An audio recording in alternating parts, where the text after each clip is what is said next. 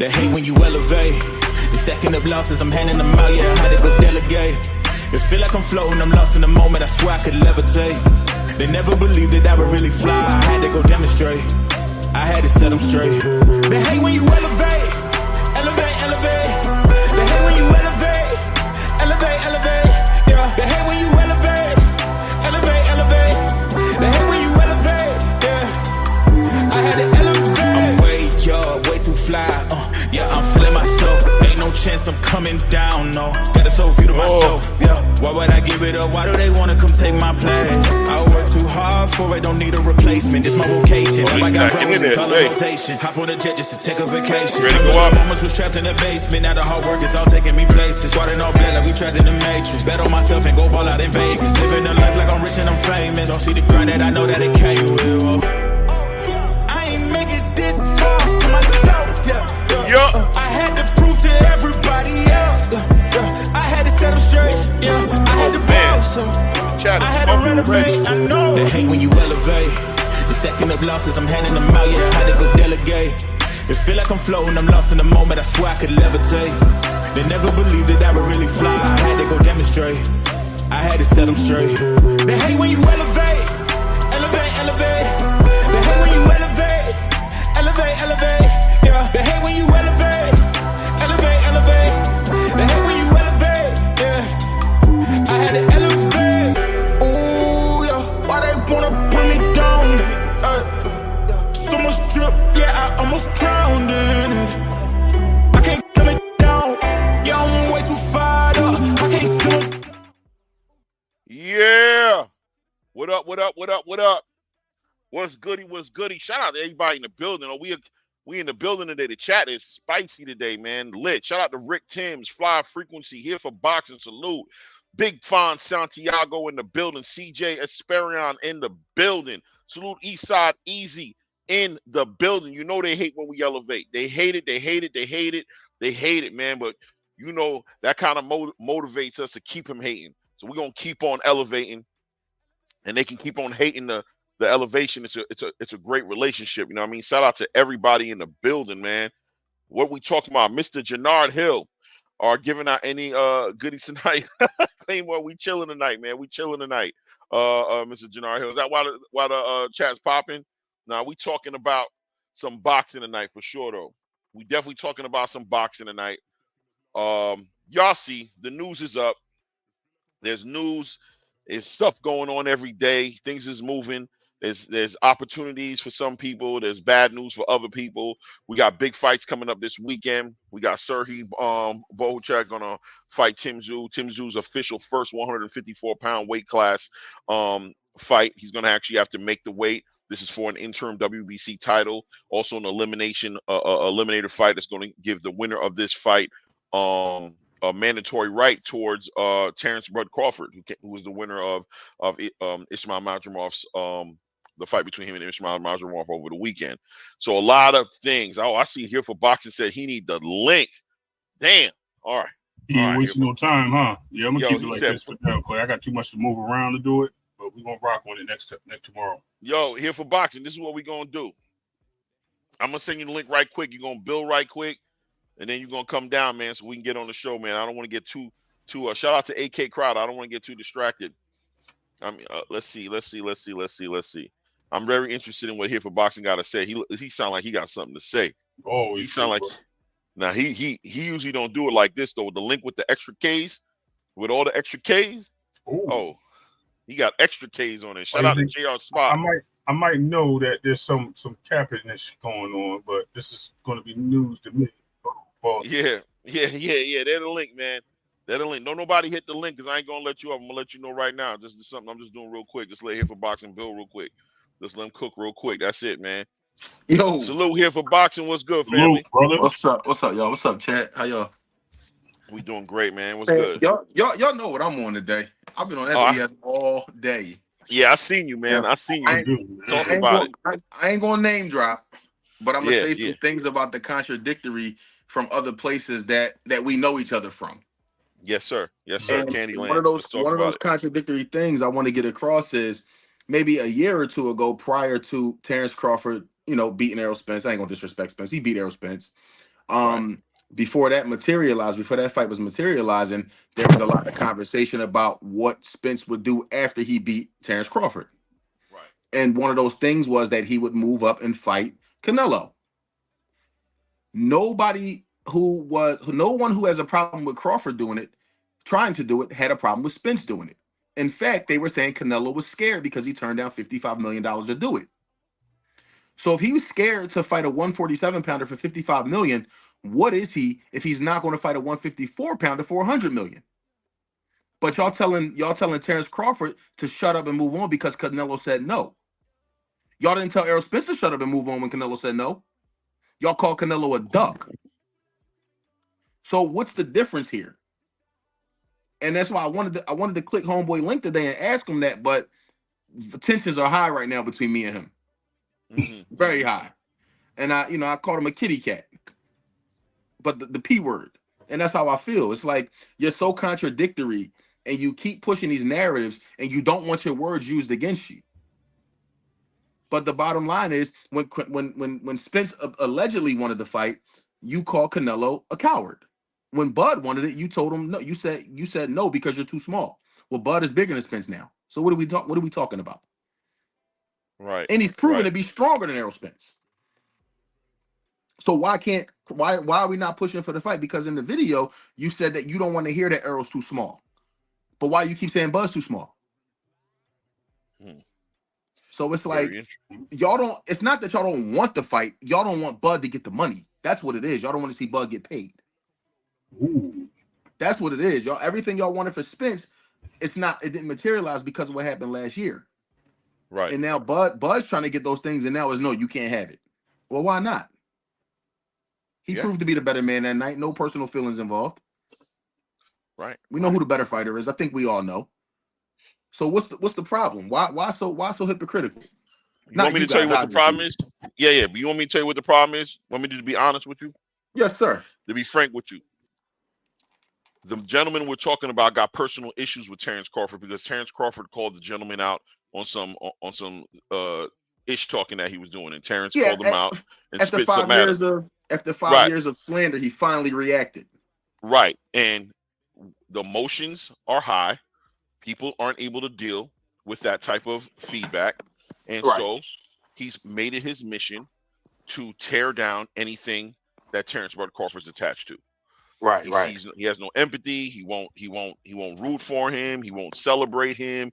He won't be on his side in any arguments. He won't unless it's something that's blatantly factual, which at times something like this, it looks like damn, it's just so factual. But they don't care, bro. He doesn't care. He'll counter you know what I mean? He'll try himself and discredit his own credibility in the spirit of discrediting that man, because at the end of the day, he's petty. That's it. You feel me? It's a petty energy, and that's how it's going to be. That's how we carry it. But see, you know what was never mentioned about Terrence's performance against Madrimov, about how he got punched in the face.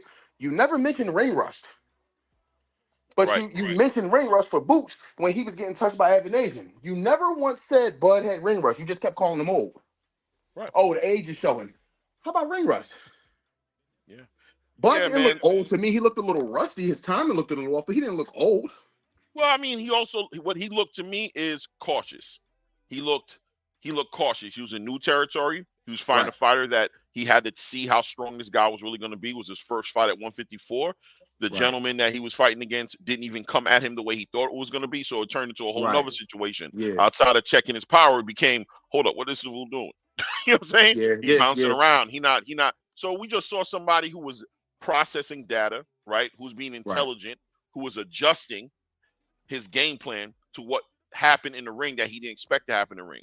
Just more accolades and flowers to Terrence Crawford and his ability to adapt and overcome in any situation, to adapt to your environment and overcome. But, you know, as fans, some of us fans don't really understand this type of level of competition in boxing. When it happens like that, we don't understand the patience and able to actually like enjoy the process that we're watching. Like, oh, he's gonna have to break this down. Let's see how he gets through this. So that's all it is. And on top of that, he's a little older. On top of that, there's some ring rust. On top of that, there's all types of things. They were messing with his gloves backstage, right? all types of things was happening. You know what I'm saying? Right. At the same exact damn time, the man was processing and crunching data at a level that we can't even fathom, because our minds ain't like that, because we drink, we eat poison, we have a good time, we smoking, we chilling. You know, we doing what we doing. This man's living a disciplined life. He has a clear mind, and he's making sound decisions in the ring where his life is on the line. You know what I'm saying? He's doing that, and everybody else is just kind of rushing him. Like, oh, this is boring. Hurry up and do something, man. And you know, take a chance. Take a chance. Anybody else but Terrence Crawford would have got credit for a gritty win. Right. Anybody else. Right. Terrence Crawford is the only one who can't have a gritty win against a tough competitor. Now this dude's a Euro bum. No, Madrimov is a good fighter, and he will cause anyone at 154 problems. I'm not saying he'll beat all these guys, but he'll cause problems. Yeah. I don't want to call him crafty, but he's a little tricky. He's a hard style to figure out, because how many other fighters professionally right now that are on the mainstream fighters fight like Madrimov? Nobody. Bro, he's got 350 plus amateur fights, bro. The man is versatile. He has skills. He knows how to strategize. Him and his team understood what Terrence Crawford does. They made a strategy specifically tailored to fight Terrence. They said, listen, Terrence is expecting us to come forward. He's expecting us. He fell off. Terrence is expecting us to approach a certain way. We're literally going to strategize the other way, and we're going to make him adjust. We're going to give him as many obstacles as possible inside of that ring. That's what happened. It was boxing. So, are you back? So yeah, that's what happened. My audio went. No problem. That's what happened. It was boxing. You know what I mean? And yeah, you're right, man. When you're dealing with these so-called unbiased channels that are trying to call a sport, and sometimes it would have just been better if they would just keep it 100. We the XYZ fan club. We're the PBC fan club. We're the champ. Just call it, because I would never go. We don't F with them. Just say it. Right. We don't F with them. I would never go on a Giants channel and expect for them to be understanding of me coming in as a Jets fan. Right. You know what I'm saying? They're not going to. And there's no crime in saying I don't like the guy. Right. I don't dislike Tank, but I don't care for him like that. But also on my platform, on a few videos I have, you don't see me dogging Tank every day. At the end of the day, I just want to see a fight. Just fight, bro. That's why. Yeah, I mean, and nobody's sending me a check, so you know that's another story. That part, so, right? Because ain't no way people believe half the shit they say out their mouths. Like I think there's a part of. I think it's that, and as well. If there's a hustle going on, obviously money's involved. There's something about having 500 plus people in the room who are all fans of a certain boxer. Yeah, because you blocked every contrarian. Right, and then you try to feed them, you know what I mean, what they want to hear. You defend them. You advocate for all of their thoughts and all of the way they feel, so that it can inspire them to light up your chat with a lot of color. You know what I mean? Mm-hmm. It's incentivized for you to be on a certain side of the conversation. Just because you see that this fan base is a huge fan base that shows out. They come out and they pay. Like they said before, Devin Haney fans don't buy pay-per-views. Devin Haney fans don't probably buy super chats. You know what I'm saying? Right, fans, these Tank fans will. They come up in your channel. If you're cheering them on, they're gonna shoot you super chats. They're gonna shoot you super stickers. They're gonna fill up the algorithm. They're gonna get you popping, because it's business at the end of the time when you're dealing with somebody who I consider to be an intelligent person. You know what I mean? I think it's a shame sometimes that person uses their intelligence. I question that seriously. I'm gonna give him his respect. So my thing, the reason I question is because you and Ray know my background. Yeah. So I've been against the best. Oh, I'm sure. Yeah. And I consider him to be very easy work. Right, but I mean, like, just somebody I would just say he's an educated person. You know what I'm saying? I would say he knows better. That's what I'm trying to say. That's what I'm trying to get at. I'm trying to say that he's not doing it by accident. You feel me? Right. It's purposeful. For sure. It's you know what I'm trying to say? Like, it's not like, oh, he's just some kind of like, he don't believe. Come on, what is he saying that for? He knows why he's saying it. We know why he's saying it. Yeah. It's incentivized to say those things because of the rewards that come at the end of those situations. You know what I mean? That's why. And it's wild to me because the PBC, I hate to say it, the PBC are the bad boys of boxing. They are the gun toters. They are the women beaters. They are the They are the bad guys of boxing outside the ring, so to speak.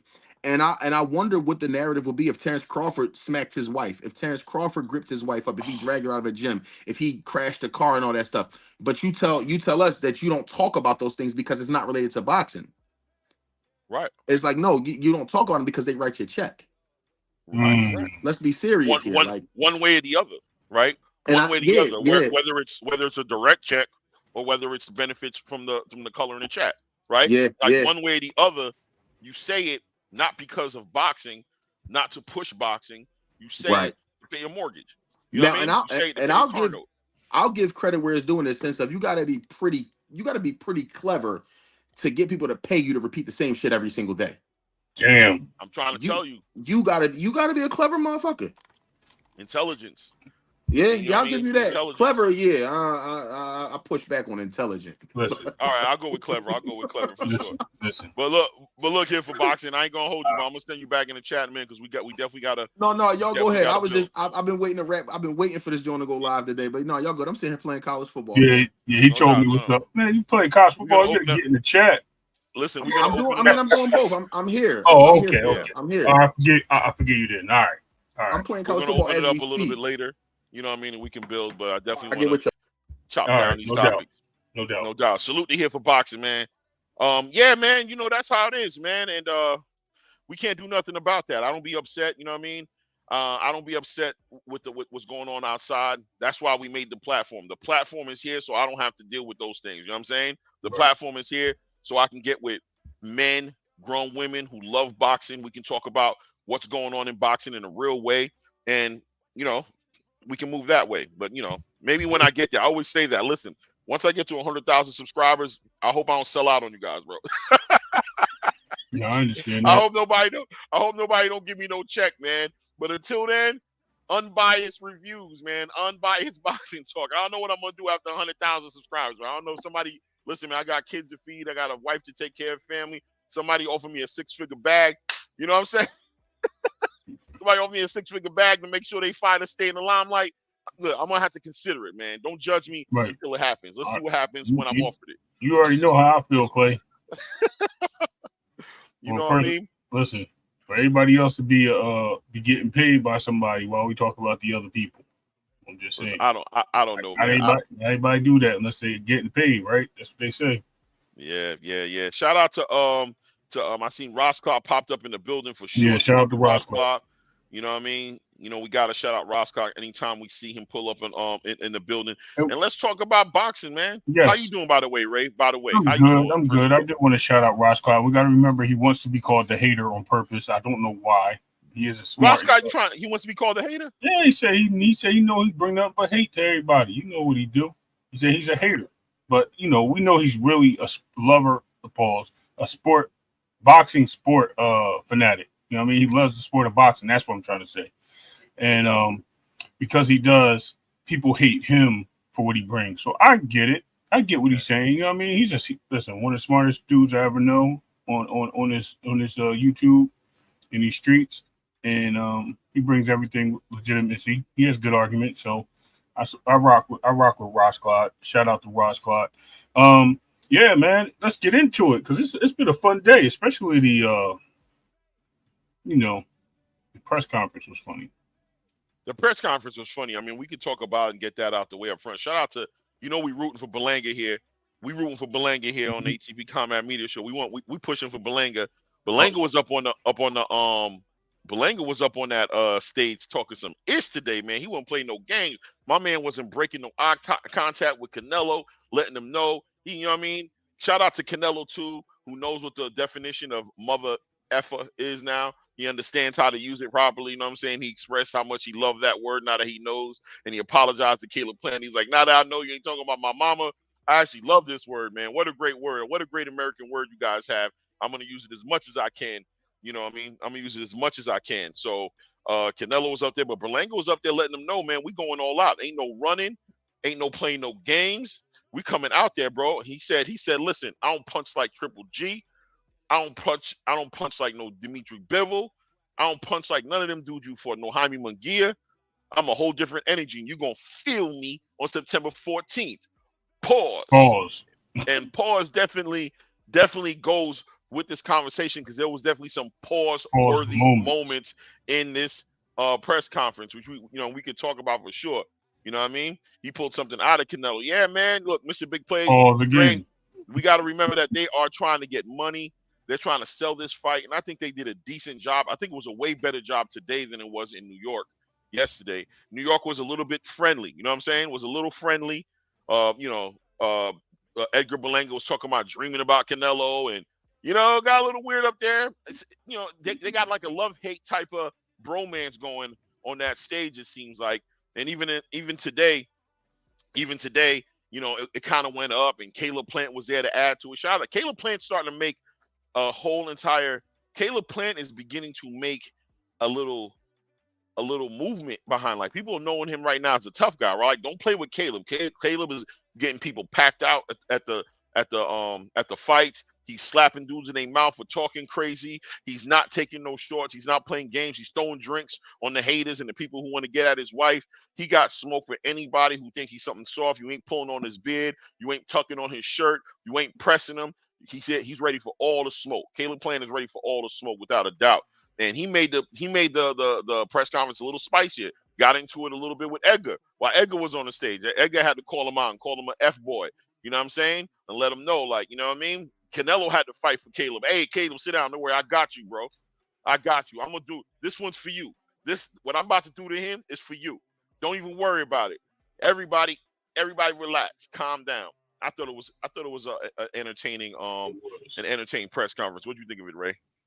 Thought it was great. I thought it was everything you said and more, especially the pause moments. I don't know where they got to the like, I'm in the club and I'm slapping this and we doing this and yeah. Slow that down. But at the end of the day, they was getting it in, bro. And it was just a little bit different, you know what I mean, than I've ever seen. Canelo is becoming a shit talker. Right. He is learning how to talk that trash with the best of them. Bro, he was getting under his skin. And at the end of the day, I seen when they were doing the standoff and some of the words that was exchanged, you asked me yesterday, who do I like and things of that nature. I'm actually going with Canelo, man. I'm going with Canelo. I think I don't like Canelo. What do you mean you're going with Canelo? We know Canelo more likely going to win, but I know. Listen, I'm a fan. Look, I'm a fan. I'm a fan of boxing, right? I'm a fan of boxing. I'm not a fan of Canelo. But for some reason, what I seen when Berlanga really went at him, and I seen that look in Canelo eyes, right? It says something, and I'm like, man, I'm not even gonna play this game with everybody. I'm just keeping a buck. I'm not playing this game with anybody. This dude said, I'm going to, you know what I mean? He didn't even give it words. He said, I'm going to do 2 jabs to the body and then 1 hook to the face. And I was like, wow, he going to give him the business, bro. He talking about, and you talk about you going to beat him and you're not this guy and that, especially that ninja over there. And I'm like, what? You're not that ninja over there? And he stood up and he's like, no. Hold on, let me try to do it in his voice. No. Caleb, I got this, okay? Espérate, hombre.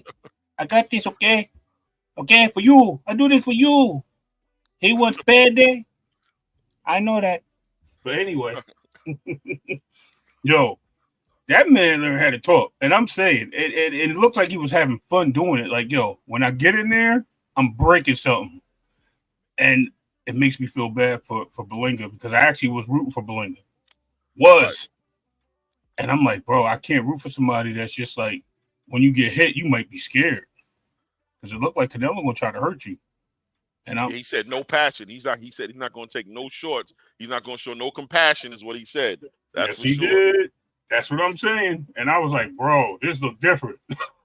This look different. Okay. Yeah, man. Yeah. I mean, look, man, I'm going to tell you, bro. Yeah, Canelo looks like listen. I enjoyed Canelo on the press conference today. I like the way his English is getting better. It's coming out more fluent. He's having a good time with it. He's understanding how to play with the words a lot better. You know what I'm saying? He's calm. He's showing he's the boss. He held it together today. You know what I'm saying? He definitely held it together. Easy money, no sweat, breezy. You know what I mean? I love the way he's developed. When you think about Canelo, you know, maybe 4 or 5 fights ago, that was flipping out on Caleb Plant because Caleb Plant said mother effer, and he was like, don't say mother effer. He thought his mother was Yeah, getting yeah, cussed yeah, out, right? yeah, yeah. To today where he's enjoying himself. You know, he's in his bag. And look, at the end of the day, Canelo is getting to a point where he looks like he's going into his golden years of boxing, where he's enjoying himself, where he's Yeah. like, I'm gonna have a good time, man. I'm gonna enjoy these press conferences. I'm gonna talk my ish. I'm gonna, you know, what I mean, I know how to do it now. I know how to do it in English now and entertain the crowd. I'm gonna do it. I appreciated it, man. But you Yeah. know me, man. In my heart, there's a petty, you know what I'm saying, spot in my heart for me feeling like, you know what I mean, you done shorted us on this David Benavidez energy, man. You done held these titles hostage. You won't fight David. You won't call out David Morrell or David Benavidez, who's a mandatory. You went and picked up Edgar Berlanga. You know what I'm saying? And a lot of people would say it's a cherry pick. But at the end of the day, I digress. I say, look, man, both these fighters are exciting fighters. Edgar Berlanga, this is his kind of fight to be involved with. You know what I mean? He a puncher. You know what I mean? He's not going to run around the ring and try to get all high IQ and stick and move and do all that stuff that Canelo don't like. And a lot of the Canelo fans don't like either. They want to see a knockout. And I think that's what's going to get delivered to us on September 14th. And that's a good thing. That's a great thing. You know what I'm saying? But I stand strong on my, you know what I'm saying, in my spot. I'm rooting for Edgar Berlanga. Let's go Team Berlanga. Yeah. You know what I'm saying? Puerto Rico. Yeah. Puerto Rico.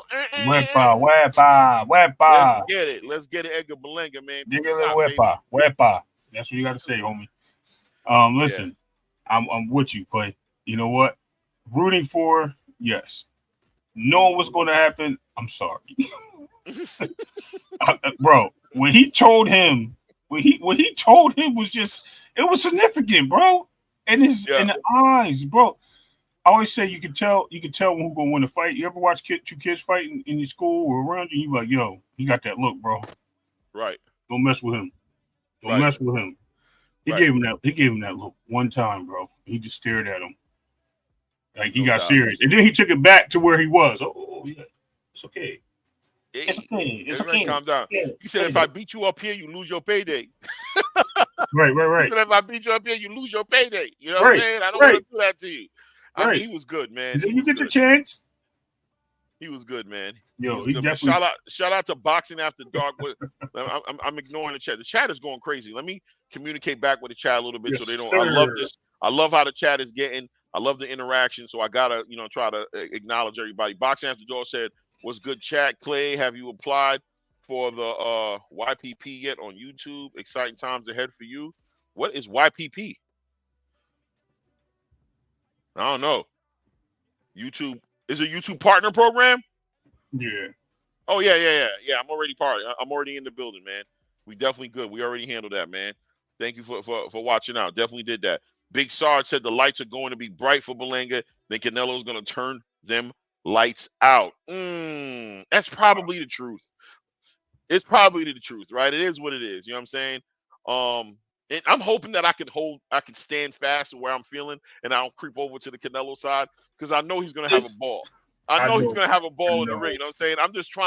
I'm trying to hold it down. You know what I'm saying? Right now, I'm trying to be strong. You know what I mean? For boxing right now, I feel like I'm carrying the flag on my back for boxing right now, and I feel the best thing that could happen for the 168-pound division right now is for Canelo Alvarez to be dethroned. You know what I mean? But I don't know. Maybe, but the way Edgar Berlanga carrying it, and the way he ducked David Morrell, and he ducked Caleb Plant, and he ducked all the other smoke that was there at 168, you know what I mean? He might carry it the same way as Canelo, even worse. You know what I'm saying? Who knows if he'll defend it against his mandatories and not cherry pick or whatever have you. We don't know. But, right now, what do we got to lose? You know what I mean? Shout out to Sean in the building. Sean Phil in the building. I ain't seen you in a minute, brother. Salute to you, King. He said it's a shame because I want to like Canelo, but he BSing on opponents 100%. You know how it is, Sean. You understand where I'm coming from, man. I like Canelo too, man, but we can't excuse his behavior as of late, man. It's inexcusable, man. It's inexcusable, man. And he's setting a bad example. The next guy in line gonna do the same BS and bastardize it even more. Man, Mhm. listen, man, took the words out of my mouth. That's what I'm talking about, man. You got to fight for boxing, man. Stand for boxing. So Berlanga got to put on his best Sunday dress on September 14th for Saturday. He got to come in casket sharp, you know what I'm saying, and ready to put the work in and just do something amazing and shock the world. Shock the whole world, Craig. Shock the world. You know what I'm saying? That's what Mhm. we need Berlanga to do, man. That's what we definitely need Berlanga to do. You know what I mean? But it is what it is. We tapped in. Both press conferences are out the way. They're going to the gym. Next time we'll see them, we'll probably be at the media workouts or that press conference they have right, that last final press conference. They're in the dark. We're going to see them in about a month and a half. September 14th is not that far away, so we'll be waiting back here, watching all the other boxing going on. You know what I'm saying? To talk about it. Okay. Let me see Okay. here. Mr. Jannard Hill's been spitting all night. Let me talk to him. Yeah. Claymore and panel. Let's see here.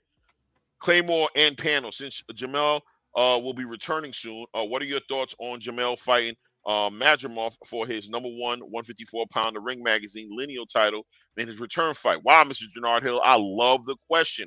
Now, I don't know if you're saying that fight is, if you've heard that fight's getting put together, whatever have you. So I'll just comment on the fact of Jamel Charlo coming back, period. I think that's great for the 154-pound weight class division. I actually got a video that I'm going to be putting out probably tomorrow on the whole division. I think the division is something to look at right now. Can't keep my eyes off 154 pounds right now. The division is crazy. The only thing that can make it crazier is if two people hop up in the division right now that aren't there right now. And one of them is who you just mentioned, Jamel Charlo, and the other person is definitely Jerron Boots Ennis. We would love him to leave 147 and come up here to 154 and get this smoke that we see up here. 154-pound weight class division is the one that I got my eyes on right now. So Jamel Charlo coming back to fight whoever is a great idea. Him fighting Madrimov, I'll tell you up front, I think he should probably get a tune-up. I think Madrimov is a little, you know what I mean? Just right now, Jamel Charlo's been out of the game for a minute. We don't know what Jamel Charlo we're going to be getting here when he comes back. He's been gone since the Canelo fight he had last year. We don't know what he's been going through. I heard he went to the hospital, yet there were rumors of him having seizures. There were rumors of him getting into some domestic violence issues. There's rumors of his house being broken, rumors about everything going on. Most of them untrue, I'm sure. But at the end of the day, not knowing who he is and wondering how confident he is in himself, I think he might want to maybe come back and give like an Erickson Lubinson, you know what I'm saying, a rematch. Or, you know what I'm saying, like get a fight, a tune-up fight, and then let's see what he does with somebody like Madrimov. But right now, if he was to jump right into the ring with Madrimov, I'm not going to hold you. I would be favoring Israel Madrimov to walk away with that victory, just based off of your like my co-host says, you're only good as your last fight. And in his last fight, he showed so many different pages to his game.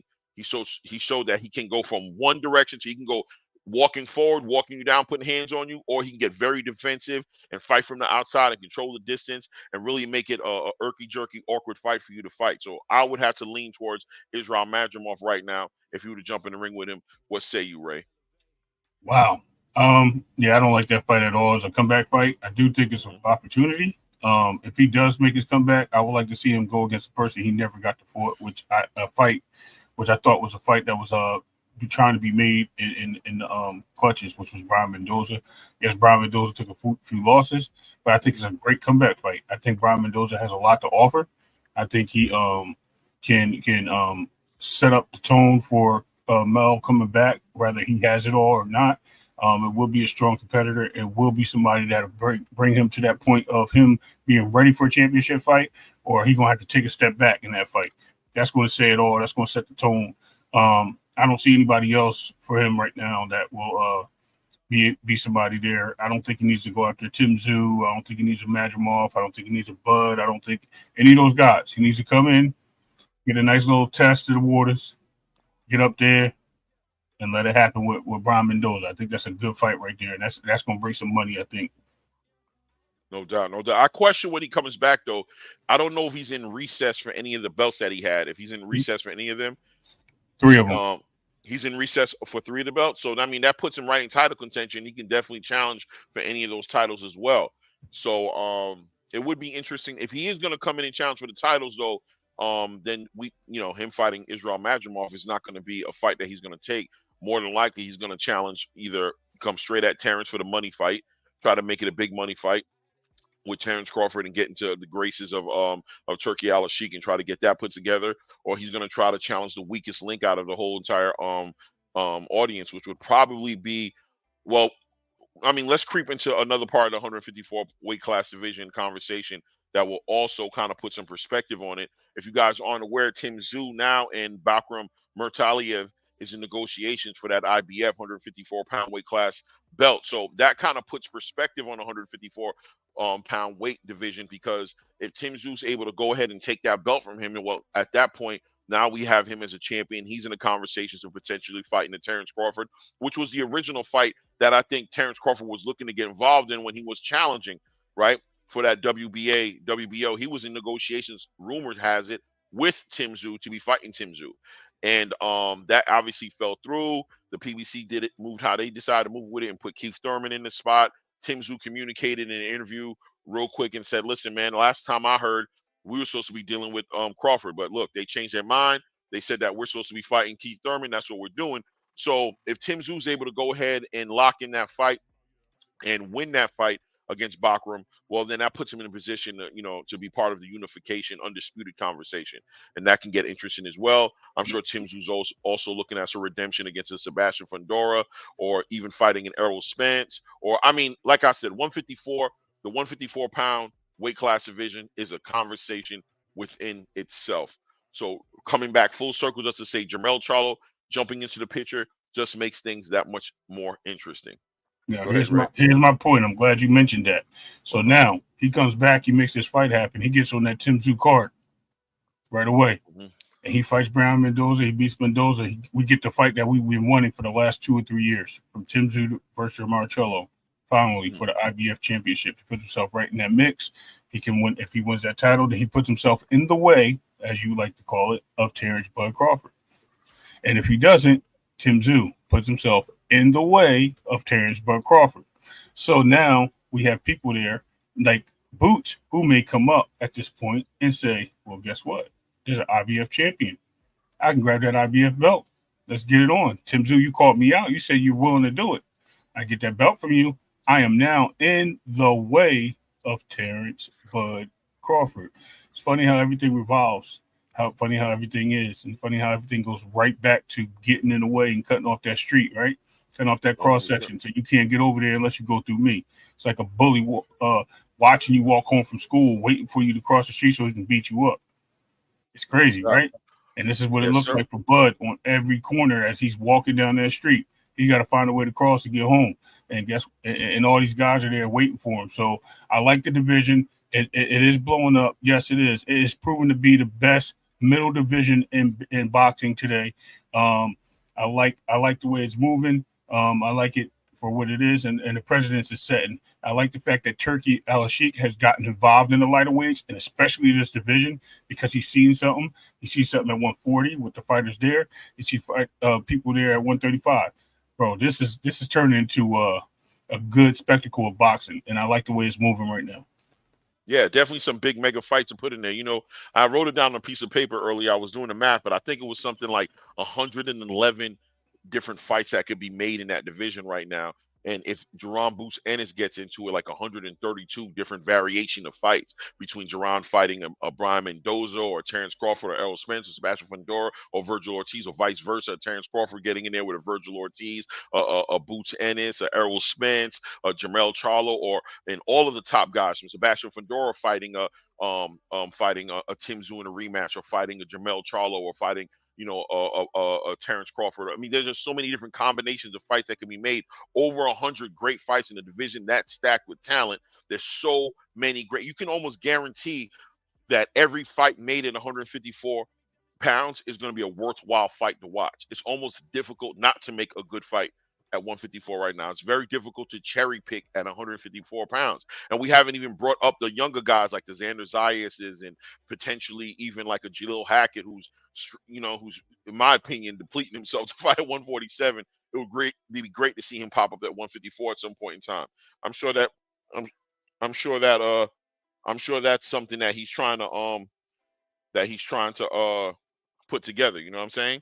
So yeah, it's gonna be interesting to see that. Let's see. Mr. Jannard Hill said, last question for Jamel, for Jamel, Clay, and co-host. will the sanctioning bodies allow Jamel to fight a tune-up without losing his champion in recess status? That is a great question. That is a really great question. And I think that comes down to two things. A, would they allow him to? And B, would Jamel want to get involved with that? Listen, Jamel Charlo in his last fight with Canelo Alvarez made it very clear to me, at least, that he's here for the money. He's not very interested in boxing in the same way he was interested back in the day with legacy and becoming undisputed. I don't know if he comes back with that same fire in his belly to become undisputed. Is he trying to reunify the division? Is he just coming back for the biggest bags of money that he can get his hands around? Right now, Turki Al-Sheikh has his eyes on that division, and he has his eyes on putting Terrence Crawford on the map and on the forefront of the 150-pound weight class division. Turki has made Terrence Crawford a cash cow investment for any fighter to get involved with. Anybody who wants to make money at 154 pounds right now are going to legitimately consider Terrence Crawford as somebody to get involved with, just off the strength of the energy that Turki's putting behind him. So I think, yes, one question is definitely, are they going to allow him to get that tune-up? You know what I mean? Will they allow him to get that tune-up without, like you said, completely forfeiting his champion in recess title that he has right now? I don't know what the answer is to that, but I also say that I don't know if I'm ready to say that Jermell Charlo is even interested in doing something that way. You know what I mean? I think he's interested in the money, and I think he's going to try to get in the conversations with the biggest fights in 154 pounds that he can get into. You know what I mean? 100%. Hope that answered your question. What do you say, Ray? I'm reading it right now. Mm-hmm. That's funny. So for the looks of things, that's already happened, I think, with Pacquiao. You don't have to take an immediate title shot. You can actually go on recess and you can get a tune-up if you feel that you need it, and they will honor that as long as you petition it. Also, it has to be on the terms where you're in line with the title holder at the time. So it has to be in line. Because if they already have a fight lined up, then you can't just cut that line. You know what I mean? If they're already in the press and all that. Like right now, Tim Tszyu is lining up in a fight with Madrilev, and whoever wins that fight, obviously he will get a shot at them, right? So he would have to align himself with that fight if he does that, because there's no other way for him to just jump in the mix by doing that. But yeah, it's a great question. And like I said, it all depends, because if there's no one in line, and like a WBC champion, he goes for the like Fedora's lined up with Spence. Bud just won. So he can go right in right now and contest Bud, and he wouldn't be able to take a tune-up. He will have to fight Bud. It wouldn't be not allowed in that case. But it all depends on the situation. All right. Well, I hope that answers your question, Mr. Jannard Hill. Yeah, I'll be on it, Clay. No doubt. I mean, that's what you're here for, man. You know what I mean? 100%. Listen, I wanted to let me see. Jermell Charlo slept on silk sheets after he quit against Canelo, and will never be the same guy. We got to see, Big Sarge, but I definitely see where you're coming from with that. Like I said, he exposed himself a little bit in that Canelo fight. He kind of showed where his focus is and what his priorities are. This man literally lost every belt that he had. You know what I'm saying? In the spirit of getting some money with Canelo. He allowed them to take the WBO. He didn't fight Tim Tszyu, and then he stayed inactive, and every single belt, one at a time, got taken away from him. Now he got put in recess, but at the same time, you can tell that he had no cares about those belts anymore.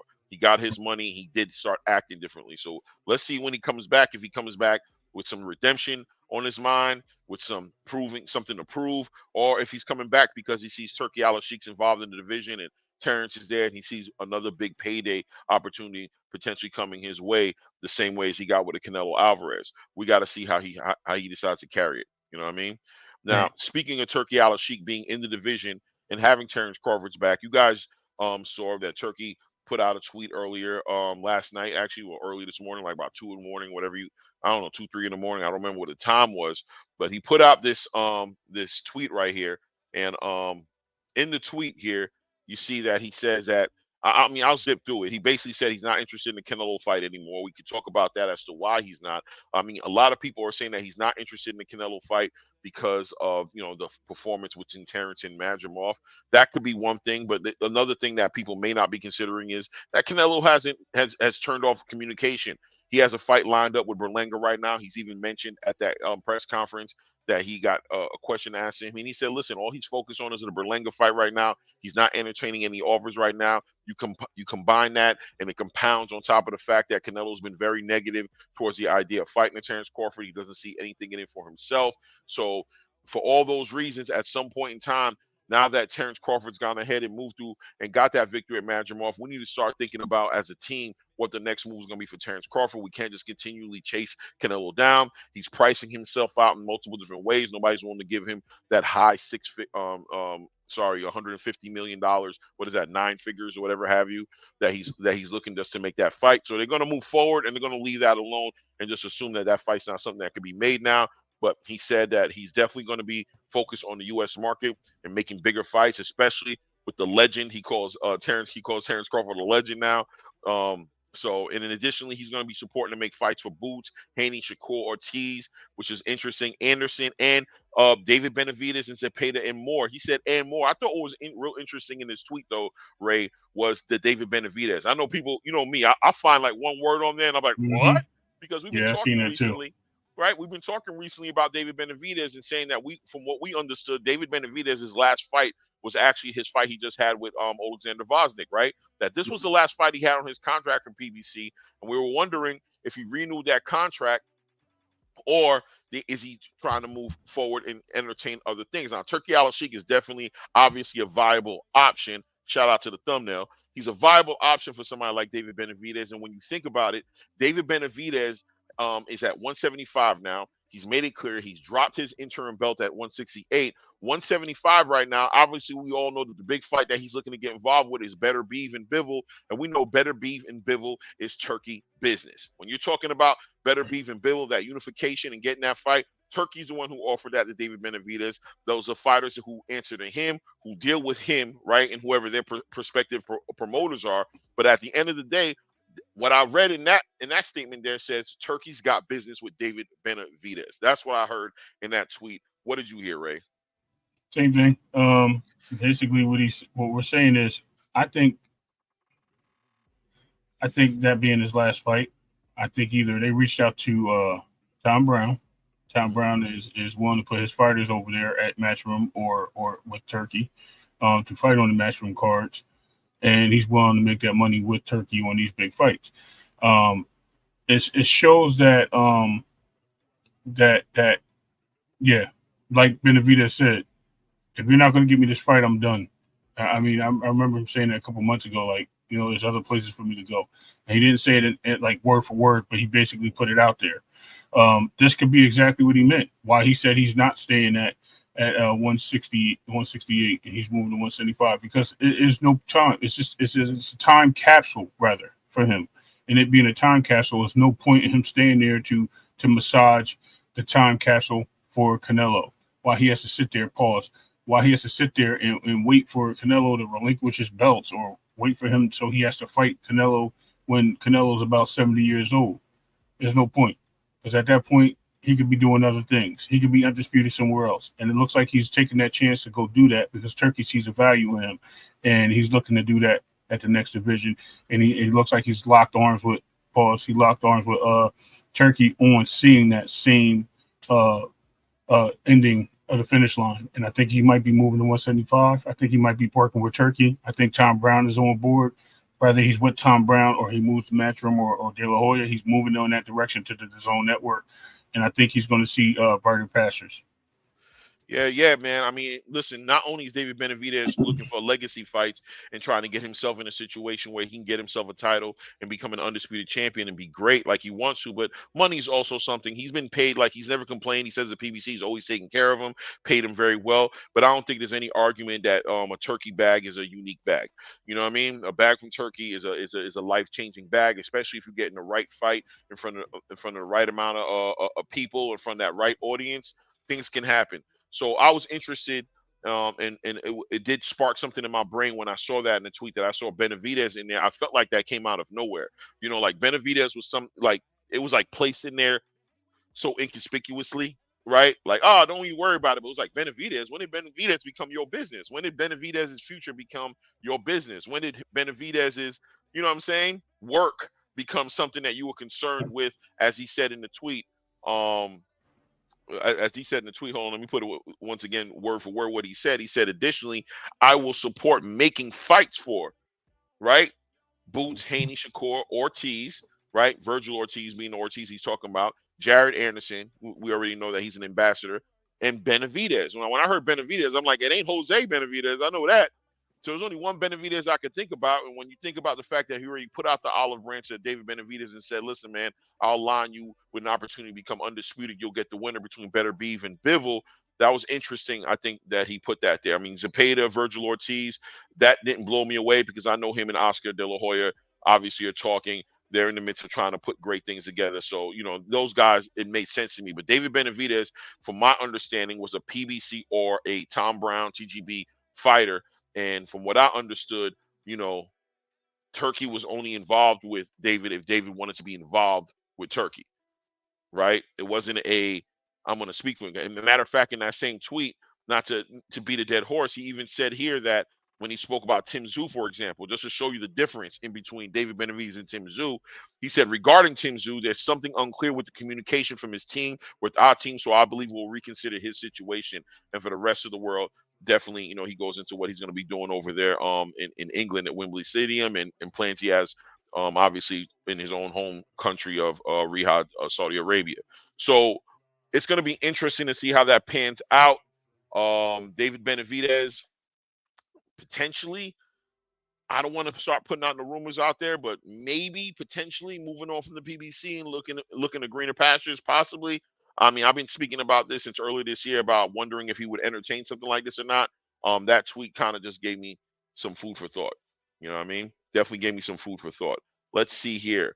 Now, Turkey's also going to be coordinating for all these guys. So Boots Ennis, and Turkey is one of those guys who likes to give deals you can't refuse. Look, Ray, I'm gonna tell you the truth, man. I really think there's a good chance that we're going to see Boots make this move to 154. I think they're definitely talking to him about it. I think they're trying to convince him. I think there's a lot of money in that division for Boots Ennis. There's also legacy in that division for him. I mean, 147 is great to be down there and go ahead and unify that division and become undisputed at 147. But 154 is just looking so scrumptious and delicious for somebody like a Boots Ennis who could just be involved in some of the biggest fights and the busyness. He would just be so busy. Turkey would just focus all his energy on 154-pound weight class division. If Boots just moved up there, now he got Boots there. He's got Terrence Crawford there. You know what I mean? Like he probably try to help them dudes run through that whole division, come around this way and meet up with each other with a big undisputed title fight on the line. What do you think about that? Well, he's okay. Well, he's talking to somebody. But let's see here. Salute to Round One Sports Talk. Salute King. How you doing, family? Let me see. Big Playboy said $2.5 million.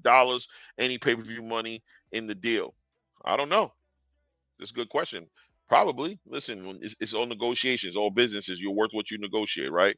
So let's see. Boxing Dart said, I feel, let's see here. It says, I feel if DB fights Canelo in the next year or two, Canelo will win comfortably. DB, David Benavidez, maybe boxing after dark, but I'll tell you this. At this point, if David Benavidez and Canelo Alvarez are going to fight, it's going to have to be at 175.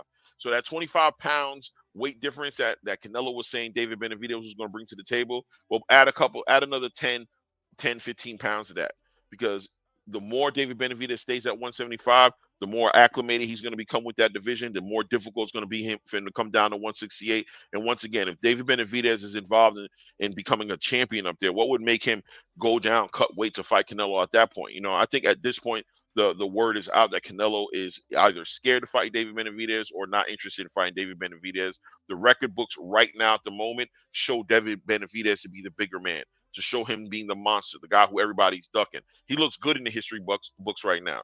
You know what I mean? Canelo priced himself out to fight, said he had no interest in fighting him. David Benavidez, at this point, if he gets that title between the winner of Better Beef and Bivol, he really has nothing left to prove as far as fighting the Canelo Alvarez. So if Canelo Alvarez chooses to want to fight David Benavidez, it's probably going to be closer to a 50-50 situation, or at a minimum, at least something that's going to be in the weight class David Benavidez is at. I don't see why David Benavidez would choose to cut weight 3 fights into his 175-pound journey to come down to 168 and be a depleted version of himself to fight a Canelo Alvarez.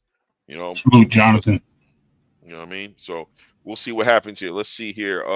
Ordinary M said Clay Mo Ray. Clay Mo Ray.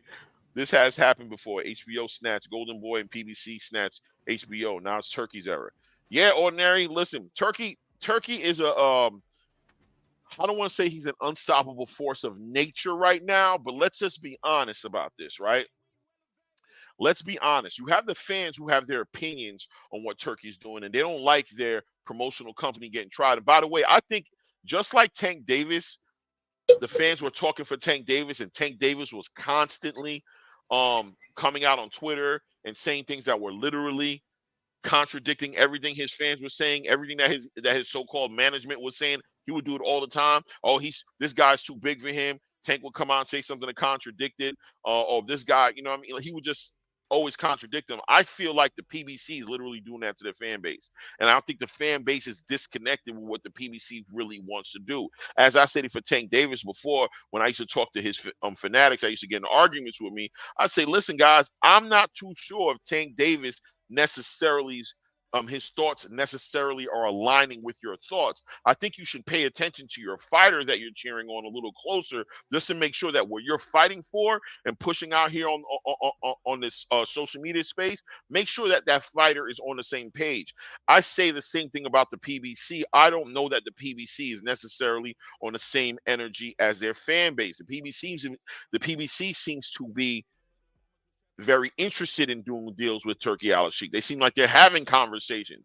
I wouldn't be shocked to see the PBC and Turki Al-Sheikh doing a lot more events in the future. So discrediting Turki Al-Sheikh, trying to make him sound like he's the worst enemy in the world towards your promotional company that you're supporting. I think if you look closer, you pay attention at like the card we just had this weekend, you'll see that David Morrell was on that card, Isaac Cruz was on that card, Rayo Venezuela was on that card. You know what I mean? I think you'll see more of those kind of situations coming together. And even now with this whole entire David Benavidez conundrum that I just pulled up here, we don't know exactly how that deal's working. If David Benavidez has left the PBC to go and work with Turki Al-Sheikh, or is the PBC once again working together with Turkey to help push one of their fighters again, take a little bit of that financial burden off of their shoulders.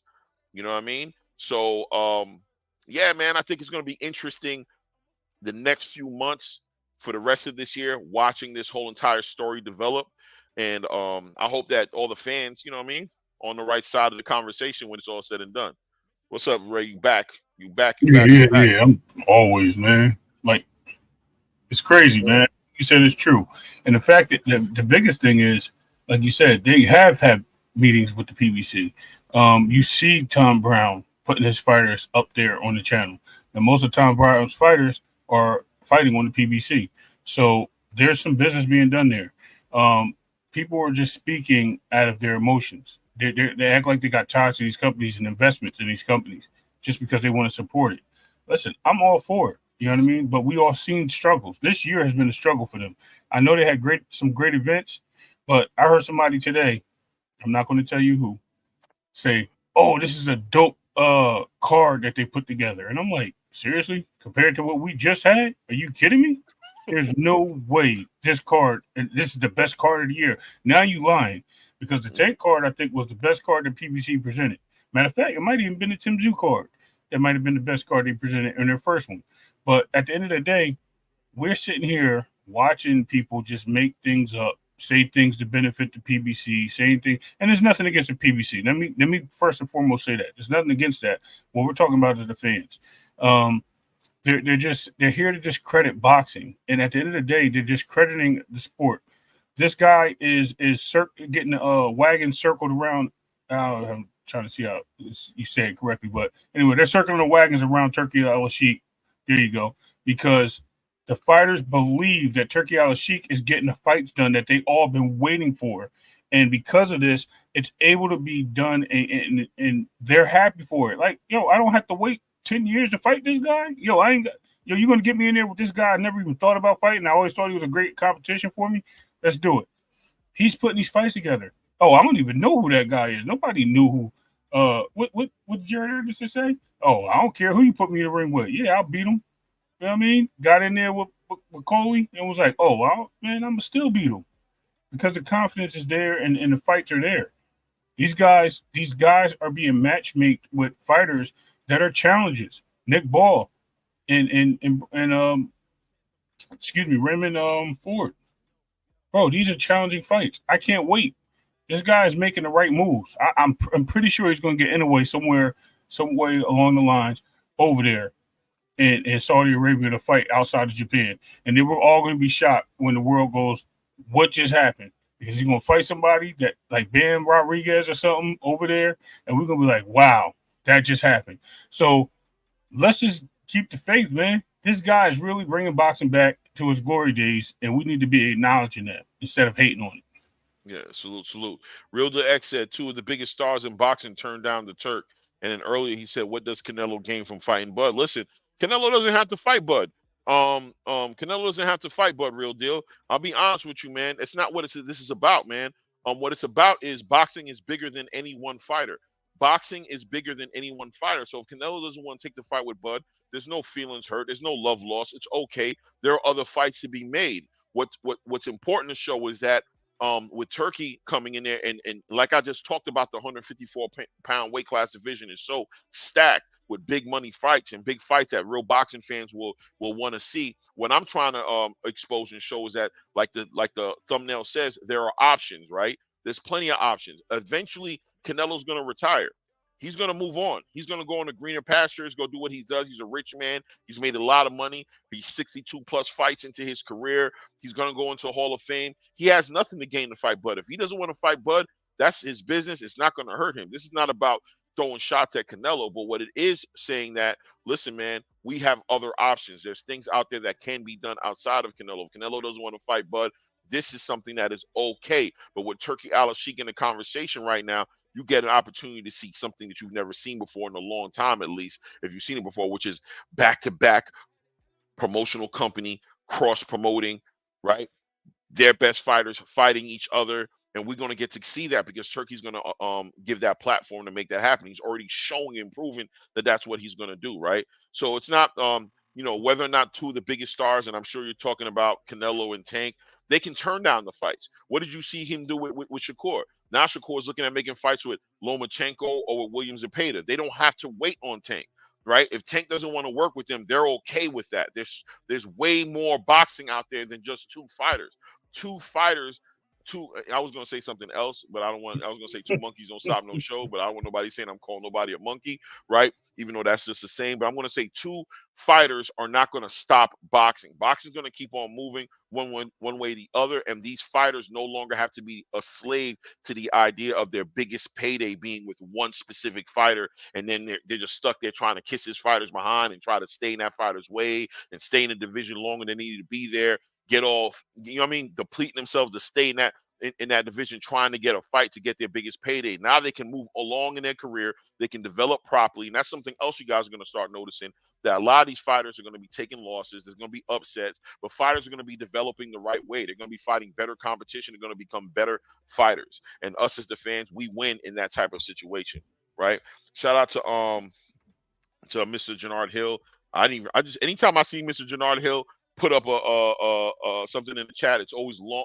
It's always a long text, so I just pull it up. I haven't even read it yet, but I just know I just want to see what it is. You know what I'm saying? So let's see what Mr. Jannard Hill said. He said someone should talk to Turki Al-Sheikh, and he should consider making a tournament like the World Boxing Super Series. Turkey have made 2 undisputed fights, so has the WBS with Josh Taylor and Usyk. Listen, I think Turkey's entertaining anything cool and awesome. That's what I believe. And those are the words I choose to use. I think he's entertaining anything cool and awesome. You know what I'm saying? That he can get involved with. Tournaments, anything like that. You see that he's trying to organize right now to have an event once a year where all the best fighters from all the promotional companies meet up and fight each other. He wants to give the fans, he wants to facilitate that exclusively. Earlier today, I heard I was watching Pro Box, and I watched it was Chris Algieri and Paulie Malignaggi speaking. They were talking about how they hope that Turki Al-Sheikh, although he's focusing on making the biggest fights and getting the biggest talent in the world, that he also spreads a little love to the contenders and help build fighters that are young in their career, to help build them, to make them to get them to a place to where he's also being concerned with future big fights. big fights that won't be big until like 3 to 5 years away, like, help develop Abdullah Mason, help, facilitate fights for Floyd Schofield, help Andy Cruz, help Keyshawn Davis, help Xander Zayas, help Jalil Hackett, all these up and comers, help Emiliano, the Vargas brothers, help all these guys develop, make a space for them to develop as well. Don't overly focus on making the biggest fights, because like they said, and I've been saying it too as well, that these fighters are on their way out the door. These big fights, Alexander Usyk and Tyson Fury, those are two grown men. You know what I'm saying? Zhang Zhang is 41 years old. Even Martin Bakoli is like in his late 30s. Like, all these fighters are getting older in age, and eventually they're going to leave. So I would like to see Turki Al-Sheikh also focus on these mid-contender fighters. You know what I'm saying? And it seems like he's doing that a little bit. He's doing that with Andy Cruz. You see he's investing time and energy into Jared Anderson, trying to help Jared Anderson become who he needs to become. But yeah, there's a whole lot of things that I'm thinking, Mr. Jannard Hill. I'm being long-winded, but there's a whole lot of things I think we're going to see Turki get involved with. I think we're going to see tournaments. I'd like to see him get involved with younger fighters, all types of things. You know what I mean? Hope that answered the question. Let's see here. Yeah. And then I wanted to let me elaborate on that real quick. So what I noticed was what he said was actually cool. They've been talking about a boxing league with Turki Al-Sheikh, and with that being said, that can actually lead to also maybe prospects as a boxing league, or young fighters just getting into that league, and them having that situation where they are getting into the mix-ups, and we see them get titles out of that league, almost like an amateur, but a pro amateur or pro am or full prospect am, whatever you want to call it. Them getting a title shot, them getting the big shots as they move up and progress. That would be a great idea. I do like the way that sounds. Whether it's a boxing league for all together and just get rid of all these sanctioned bodies, so they can, because that's what a lot of people want to see, or it being a boxing league to develop the young fighters. That would be dope. Yeah, shout out to T Orlando in the building. You know what I'm saying? Yeah, T Orlando, I get it. I think earlier in the chat you said something about now we're going to ride Turki every day. I mean, listen, maybe it looks like riding the same way it kind of looks like riding when you go to these other channels and they talk about the PBC all day long, right? Or they don't even talk about any fights unless it's in the PBC. I mean, I guess I could see where you're coming from that. And no, undisputed fights weren't made with Turki. There were undisputed fights before that, but the last undisputed fight you saw was Terrence Crawford versus Errol Spence. You saw that was like pulling teeth to get that fight put together. We damn near almost missed that fight. And then, obviously there were undisputed fights made with Monster Inoue overseas that had nothing to do with America. So yeah, no, it didn't just start there, but it's not about where it started. It's about the fact that boxing has lost its way in America.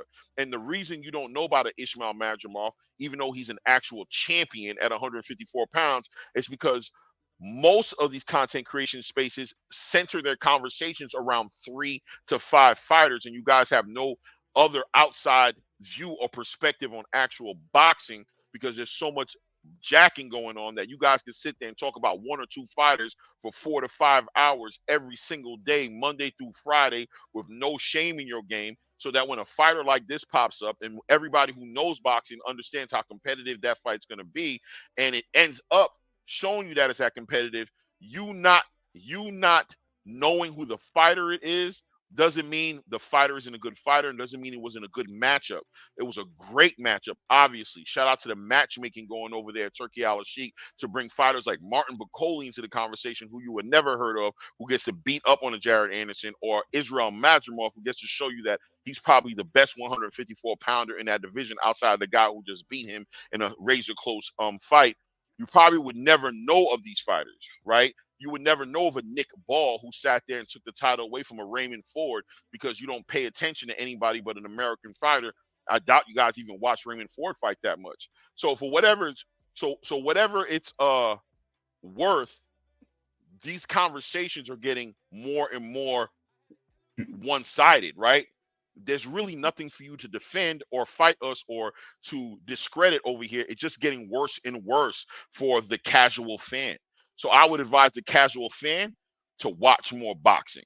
That's the best way to approach this situation. This is the best way to put yourself in the best scenario, so you don't look foolish in conversations of boxing and within the next year and a half, because you don't know what to talk about if it ain't Tank, Canelo, Errol, Who else? Maybe David Benavidez I'll put in there. If it ain't just about those 5 fighters, you'll sit there quietly, maybe try to troll or throw the conversation off, but you definitely won't have no input because you don't watch boxing. They That's don't gonna even be a talk. that's gonna be a problem Wait, the later funny on. thing is they don't talk about those fighters unless they're talking about the opponents that they hate, which would be Bud Crawford, Canelo Alvarez, or Alvarez, whatever y'all want to call them, or even Devin Haney. Now Shakur Stevenson. You guys don't talk about these fighters. You only bring them up into reference to these other fighters, and that's where the problem lies. Y'all don't talk about anything else but these fighters that y'all hate and the fighters that's in there and the fighters that you want to be in the fighters you like way, which is the same 5 fighters that y'all mentioned and how y'all want them to be successful. Look, all fights are good fights at the end of the day, whether they're lame to the point where you don't know the people or they're exciting because you don't know what's going to happen once that bell rings. You know if it's going to be something that you've never seen before, or you don't know it's going to be something that's going to put you to sleep. But at the end of the day, everybody's ready to watch when that bell does ring. So it's just, I mean, it's self-inflicted. You know what I mean? You guys do it to yourselves. So you want to be that casual? And I don't even like to call y'all casual anymore. I like to call y'all fanatics. Y'all the fandom of boxing. You know what I mean? Y'all got your own arena. Y'all out here wilding. So Yeah. the casuals at least they buy pay-per-views. So we can at least say that. So The fan, yeah, the fanatics, y'all yeah. keep y'all fire Listen, sticks. Y'all do what y'all do. I would tell you guys keep watching. You know what I mean? Keep watching shows like this one. You'll get to know about boxing. You'll get to know about boxers and new fighters coming out. You'll get to know about divisions and undisputed championships, and you'll get to know about the best fighting the best, and you'll learn so that in a year and a half from now, after an event like the one this weekend that just happened, you won't just be talking about Turkey Al Sheik. You'll actually talk about the fights that was on the card because you'll actually know what was going on. You know what I'm saying? Trust me. Ross. You know what I mean? You'll actually know about what's happened on the card. You won't say Monday morning, what we gonna talk about? I don't know, man. I don't know none of the fighters that was on this card for real. So let's just talk about Turkey Al Sheik and how whack it was that he got put into the Nevada Hall of Fame and make a 3-hour live on it and see how many super chats we could pull in with that. You know what I'm saying? No, we're not talking about Turkey. We're actually talking about all the great fights that Turkey's facilitating. You're talking about Turkey. You're actually the one who's talking about Turkey. Trust me. Correct. We're talking about a whole bunch of what fights. doing. Yeah, we're talking about a whole bunch of fights that Turkey's facilitating and how excited we're here to see the 154-pound weight class division develop. How exciting it's going to see Shakur finally get some good matchmaking and see them with a Williams Zepeda, see him with a Lomachenko, and ultimately see him with a Tank Davis. How interesting it's going to be able to see David Benavidez make a run at Undisputed by fighting the winner between Better Beef and Bivol. How great it's going to be to see Better Beef and Bivol fight for an Undisputed title, courtesy of Turkey Al Sheik. You know what I mean? And to Orlando, You know there's a channel over there talking about Kamala and the BLSA. You might want to go over there with that. Like that's whack what you're doing right now, bro. I mean, you really whack. It's all good, man. No, it's all good. I love Orlando being over here, bro. I have no problem. I'm saying. I'm talking about the nonsense, good, bro. Like, come on, let's talk boxing, bro. No, I know you're trolling. Let's talk boxing. He may be trolling. He just might be communicating how he feel, bro. It's all good, bro. I'm just gonna respond to it every now and then. Let's see here. T. Orlando Bud wasn't on that ish, and he had to change gloves, so he looked normal. Okay. I think I'll give you some credit. You do know about Bud. You watch Bud fighting. But what do you think about Virgil Ortiz fighting Serhii Bohachuk on Saturday night? Let's talk about that. Let's switch the topic up to something current. Let's talk about Virgil Ortiz versus Serhii Bohachuk this Saturday night. Big, huge fight. Virgil Ortiz's first actual fight at 154 pounds. You guys know that Virgil's been back for a little while now, coming off that illness that he had from cutting all that weight at 147. But the reality is, in the past year and a half, 2 years, Virgil Ortiz has had 2 rounds of boxing. One of the fights he had, it was an early stoppage. A lot of people want to say they don't feel like the stoppage was there, but Virgil did dominate. But as far as ring time, Virgil just hasn't seen a lot of ring time. He hasn't made it to 154 pounds yet. This is going to be his first fight where he's fighting at 154 with the WBC interim title on the line against somebody like Serhii Bohachuk, who's been relatively busy, pretty active fighter. When you take a look at what he's been doing, his last fight was against Brian Mendoza, was a very competitive fight, but Serhii came out on top. One of those Eastern Europeans against Ray Davis, one of those damn Ukrainians again, you know what I mean, showing their faces and bringing that Eastern European boxing style in the game. How do you feel about Virgil Ortiz the odds of him winning this fight, this is going to be a super competitive fight. They say they're not going to be, they've sparred before. They're not going to be any warm up. That's what Virgil said. He doesn't see a warm up happening. No data processing. They know each other well enough to where they're expecting it to be fireworks going from the ring, from the bell ringing in the first round. What say you? I think Virgil won is lying because there's no way if he go in there trying to do that, he's going to get clipped. You're gonna have Barichuk sitting there trying to make his way around the ring. He's going to study Virgil. These guys have been trained to fight the fighters over here. They have for a long time. It's actually weird. You want to hear the circle? It's crazy. So for some reason, the south of the border fighters, I'm going to use that phrase, and I'm not being disrespectful. What I'm saying is everybody like Venezuela, all these guys, Panama, Costa Rica, they have this high guard, and this high guard works in a lot of the instances where you have the slick fighters from Puerto Rico, Dominican Republic, United States. They have hard times fighting these European fighters or Eastern European fighters. The British, main Western Europe fighters, they don't beat anybody. They have heavyweight, they have larger divisions, but in the smaller division, except for Nick Ball, shout out to Nick Ball, they have a hard time fighting a lot of people. As far as the Australians are hard nosed. They actually remind me of the Eastern European fighters with a south of the border style with the high guard. They have no slickness. They come forward, but they punch with ridiculous power. So then when you get back to the Eastern European fighters, they have some slickness. They have basic, not like they keep it basic. They don't try to do anything overly, and they sit there and they time you. They watch you. They counter you. They do everything that you're supposed to do in a boxing. It's basically like Olympic style boxing in the pro ranks. They know what they're doing. So they get in here and they disrupt every single person that we thought was great. And it has happened over time. And all we keep doing is saying, oh, this guy didn't look great. Virgil's not going to look great. Even though Virgil has that one hitter quitter, guess what? He ain't going to be able to, he going to have to get in there, and this guy's going to watch him. Pause on the getting in there part. But he's going to have to watch Barichuk's left, because when he walks in that square circle, Barichuk's going to look to time him when he goes for that body shot to put him down. And Virgil's going to have to be very wary of it. He better come in overweight and make this a non-title fight, because it's the only way I think he has a chance. 100%, man. And once again, Ray Davis, one of those. I don't got my soundboard right now because we're remodeling, but that deserved a salute to Ray Davis for breaking that down. I don't see T. Orlando in there. He must not be interested in this conversation. He's waiting for us to come back. Oh, I was waiting for him to come up. I want him to talk about it. I didn't see him saying it. I thought he wanted to get involved in this conversation, but I guess he's waiting to come in on something he knows about. Let's see here. Let's see. I'm popping up the communist. He doesn't want to speak on nothing you don't know about. Let's see here. Ray, real on that. Clay, listen. Don't let the detractors derail you. What's the topic? Stick to it. 100% ordinary M. Oh, we not getting detracted. We getting used to this. We getting used to this content creation space. I definitely am.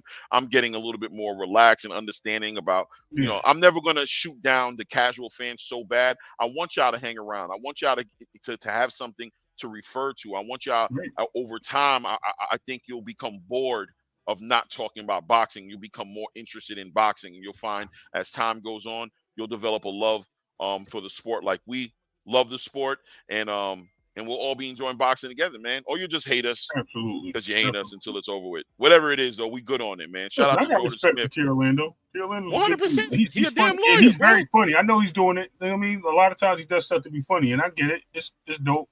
I was just messing with him because of what he did earlier. It was hilarious, but go for it. Yeah, it is what it is. Jordan Smith said, Turkey providing money, competitive fights, and grand events. It's a revival of boxing as a whole. Tired of watching guys like Canelo and Tank cherry pick lesser opponents because of their popularity.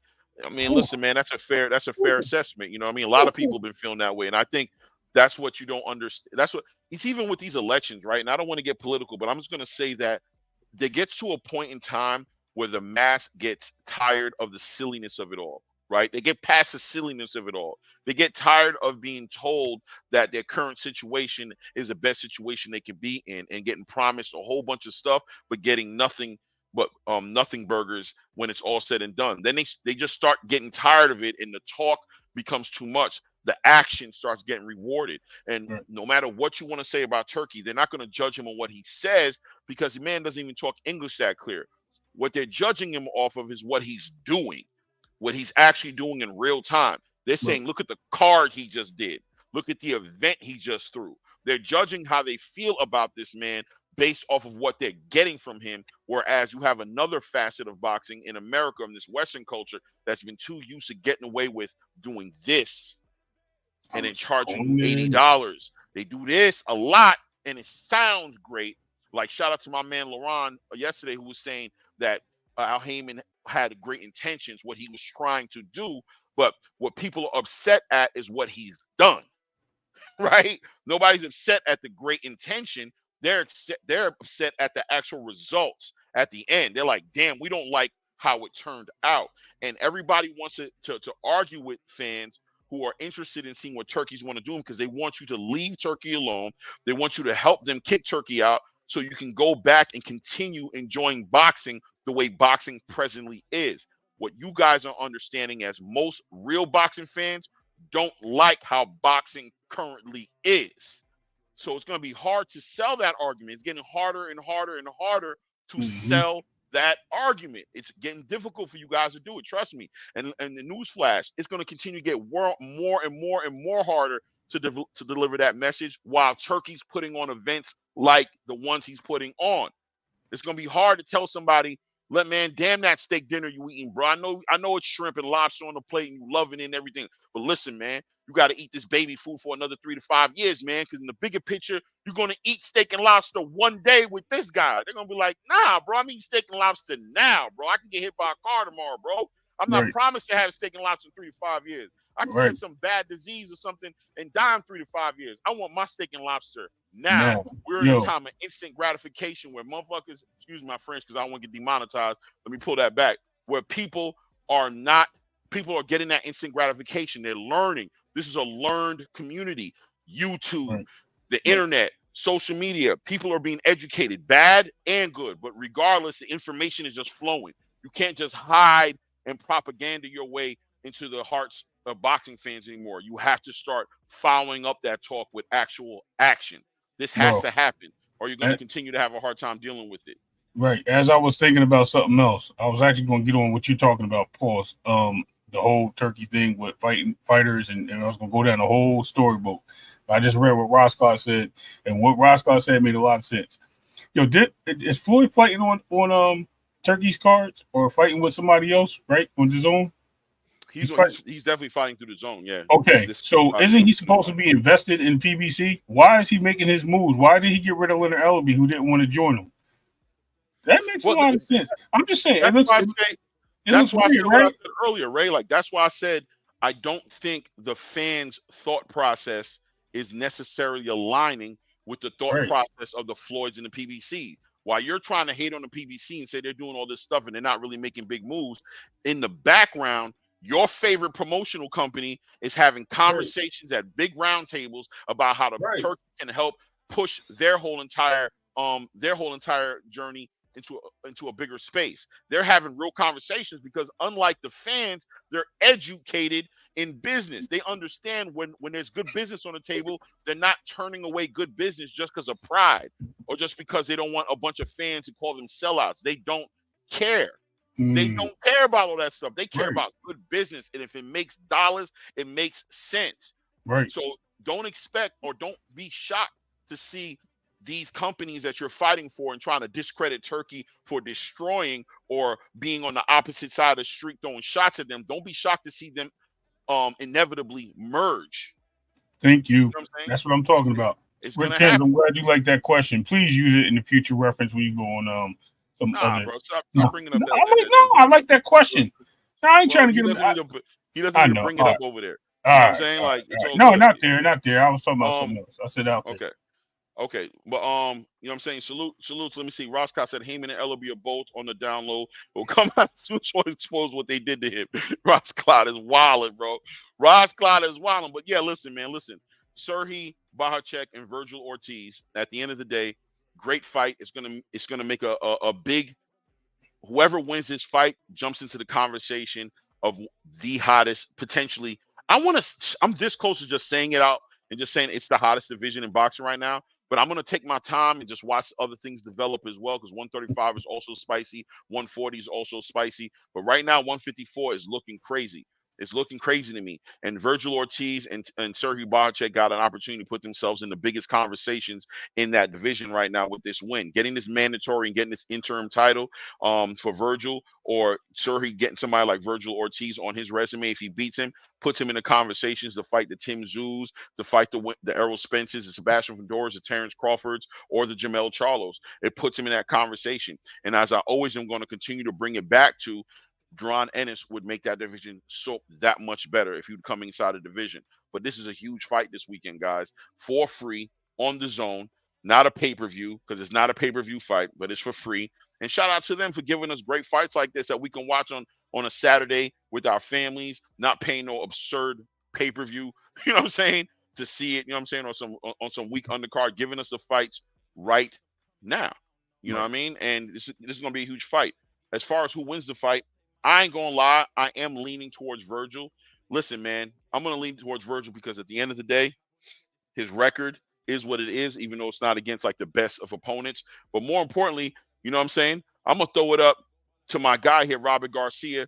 Shout out to Robert Garcia and Bozy Ennis as well, right? But Robert Garcia being one of those trainer of the year trainers right now of all these boxers, we got to give Robert Garcia his flowers, man. What he's been able to do with Bam Rodriguez, what he's been able to do with what he just did with Rayo Venezuela, and him going into this weekend with Virgil Ortiz, very confident. I'm very confident that Virgil Ortiz has gotten every bit of edge that he can in his training, being underneath the tutelage of this man. Teachers matter in this sport, man. Boxers buying into the process of whoever's coaching them. Finding the best coaches and buying into the process makes the biggest difference on the kind of boxer you see in the ring. People like Robert Garcia and people like Bozy Ennis, they're moving the needle every single weekend with their fighters in these fights. You see what Bozy's doing with Andy Cruz. You see what he's done with his son. You even saw the improvement in what he did with Jarrell Big Baby Miller this weekend. Both these guys are in a league of their own. They're, in my opinion, they might even be in a conversation and as candidates for trainer of the year at this point, with the pace that they're moving on right now. So Virgil Ortiz coming in to this fight with that type of structure around him, I am going to lean towards him. But this is going to be one of the hardest and most competitive fights. Be ready to see a fight very similar to I'm not going to say it's not going to be, probably not going to be similar to that, because I don't see Sergey deciding to all of a sudden box like Madrimov did, bouncing around and running away. But maybe he will. I know he has ability to, because his pedigree says he can do it. That's the pedigree he comes from, his amateur career. He's coming from that Eastern European Ukraine. I think he was part of that Ukrainian Olympic team too, with Lomachenko and all those dudes, if I'm correct, right? He was on that team, if I'm correct. Now, I could be wrong. Don't quote me. It's either him or Stanionis. One or the other, if not both of them, were on that Olympic team. So he's coming from that pedigree. But I'm expecting this fight to be very competitive. Virgil's going to be challenged. I think the winner of this fight is going to prove himself to be one of the top guys in 154 pounds, because I think it's going to be that kind of fight that's going to demand that type of performance and showcase of talent on Saturday night. Right, you know what I mean? But Robert Garcia definitely in the conversation. You know what I mean? Definitely in the conversation for trainer of the year, for far as I'm concerned, including Bozy Ennis, who's doing great things. I can't wait to see what Bozy does. I'm hearing rumors of a potential Stanionis and Boots fight potentially, or Mario Barrios. I'm hearing rumors here and there. Mario Barrios probably more up to the front, being that Manny Pacquiao's no longer in the conversation. I don't think, at least, to fight Mario Barrios. I hope he's not. That's shocking. So I thought you were going to say something else. I thought you were talking about rumors of people joining his camp, because I heard David might be taking some pointers to go over there. I heard that as a rumor. Like David Morrell might be going over to get some boxing tips. From Bozy? Yeah. That's a very good possibility, because him and Andy Cruz are like the best of friends. Right. I heard that. And I thought you were going there, but you know what? What you said is more breaking news than that. So, I mean, listen, there's rumors. Rumors are rumors, right? They don't hold no weight. You know what I'm saying? Until they become reality. Right. But you hear stuff. We hear stuff. You know what I mean? Let's see here. Jordan Smith says Tank won a Unify when his opponent was 36 with losses. when that opponent is 27 with no losses and y'all sparred in the past, all of a sudden it's time to wait on a Pitbull rematch. Very telling. Well, well, let's add to that because I actually was talking about something I was going to mention earlier. I was going to say that too. I was going to say with all the talks that y'all, what the defense of the PBC and all these things. Look at what y'all pushed around, and Tank said none of these things, but all the teams and everybody around there took what the team said about Devin Wade, about Devin not being a big payday, about this and that. But Devin wanted that fight and was chasing that fight for 3 years and never got that opportunity. And then soon as Devin decides he's going to 140, he was ducking Shakur, he was ducking Tank. He never really wanted that fight. He won't come down. Then he's talking about 47, and they're like, oh, yeah, he's out the picture now. Let's talk about Shakur. Let's build it with him. The point is, Tank never said these things, and that was actually something that you were saying earlier. Now what you just said right there is, and Jordan Smith's question actually kind of solidifies that what I was talking about too, about, everybody's talking about all his opponents and things of that nature. That's pretty cool, and I like that. They're talking about Pitbull again. I don't want to see the Ryo. Everybody keeps mentioning Ryo. Ryo's at 140. He is not going back to fight Tank. He won his title. He's going to stay up there and campaign. Tank needs to focus on fighters at 135. That's what he wants to do. If he doesn't have nobody that's on his list that he can fight right now, then let him go fight. Like I said, somebody that fought Shakur, De Los Santos. Let's see how he handles De Los Santos. That's a really good fight. We would like to see that fight. I would like to see that fight. That'd be interesting. But you know what I mean? Where is the fans chattering for that or calling for that? We don't hear that, because they want to see the Shakur fight so bad. And they're willing to dismiss everything Shakur is doing and building himself up, right? Because he doesn't bring nothing to the table. So what is he going to bring to the table? If he gets 2 belts, he brings something, right? If he beats our boy Zepeda, he brings something. If he beats Loma, he brings something. But are we going to sit there and say that? Are we going to give him that accolade? Probably not, because Tank's that guy. Because all we see is what Tank does. All we see is what Leonard Ellaby, or I like to say Celebi, a.k.a. Leonard Liability, likes to do. Just cover and hover. And that's what he does. So at the end of the day, we're gonna leave it there, Clay. I'm gonna let you build. I like that question though from George Smith. Yeah, no doubt, no doubt. And segueing right into the Shakur Stevenson conversation right now. I mean, obviously we saw Shakur Stevenson there with sitting next to Turki, as well as a bunch of other fighters and promoters and everybody else who wants to do business with him. And we seen that little altercation between him and Lomachenko. We also saw Turki kind of make an announcement a little bit that William Zepeda and Oscar De La Hoya and all those guys over there were on the same page with Eddie Hearn and Shakur Stevenson. I emphasize Eddie Hearn and Shakur Stevenson because although we're not aware of Shakur Stevenson making any final deals with Eddie Hearn, the more things that are coming out just are pointing to the direction that there's probably going to be some sort of partnership made if it hasn't already been made. Between Shakur Stevenson and Eddie Hearn. But Turki just kind of like putting it out there that Eddie Hearn's on the same page, Shakur's on the same page, Oscar's on the same page, and that obviously William Zepeda was on the same page. We hearing about those fights getting potentially put together. I think we're going to get a big announcement when it comes to that probably in the next coming weeks. I mean, especially if the rumors are true that they're thinking about putting Zepeda and Shakur Stevenson, or a Lomachenko and a Shakur Stevenson on an undercard for Better Bevan Bivol. If that is truly something that they're looking to do, then I expect to hear something coming out soon on that. Eventually something developing in that.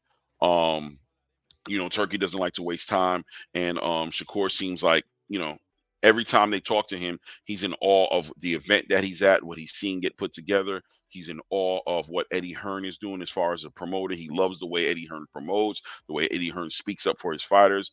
He loves the ideas of being put in matches that are big money for him, as well as legacy fights that he's been trying to get that he wasn't able to get where he was coming from in Top Rank.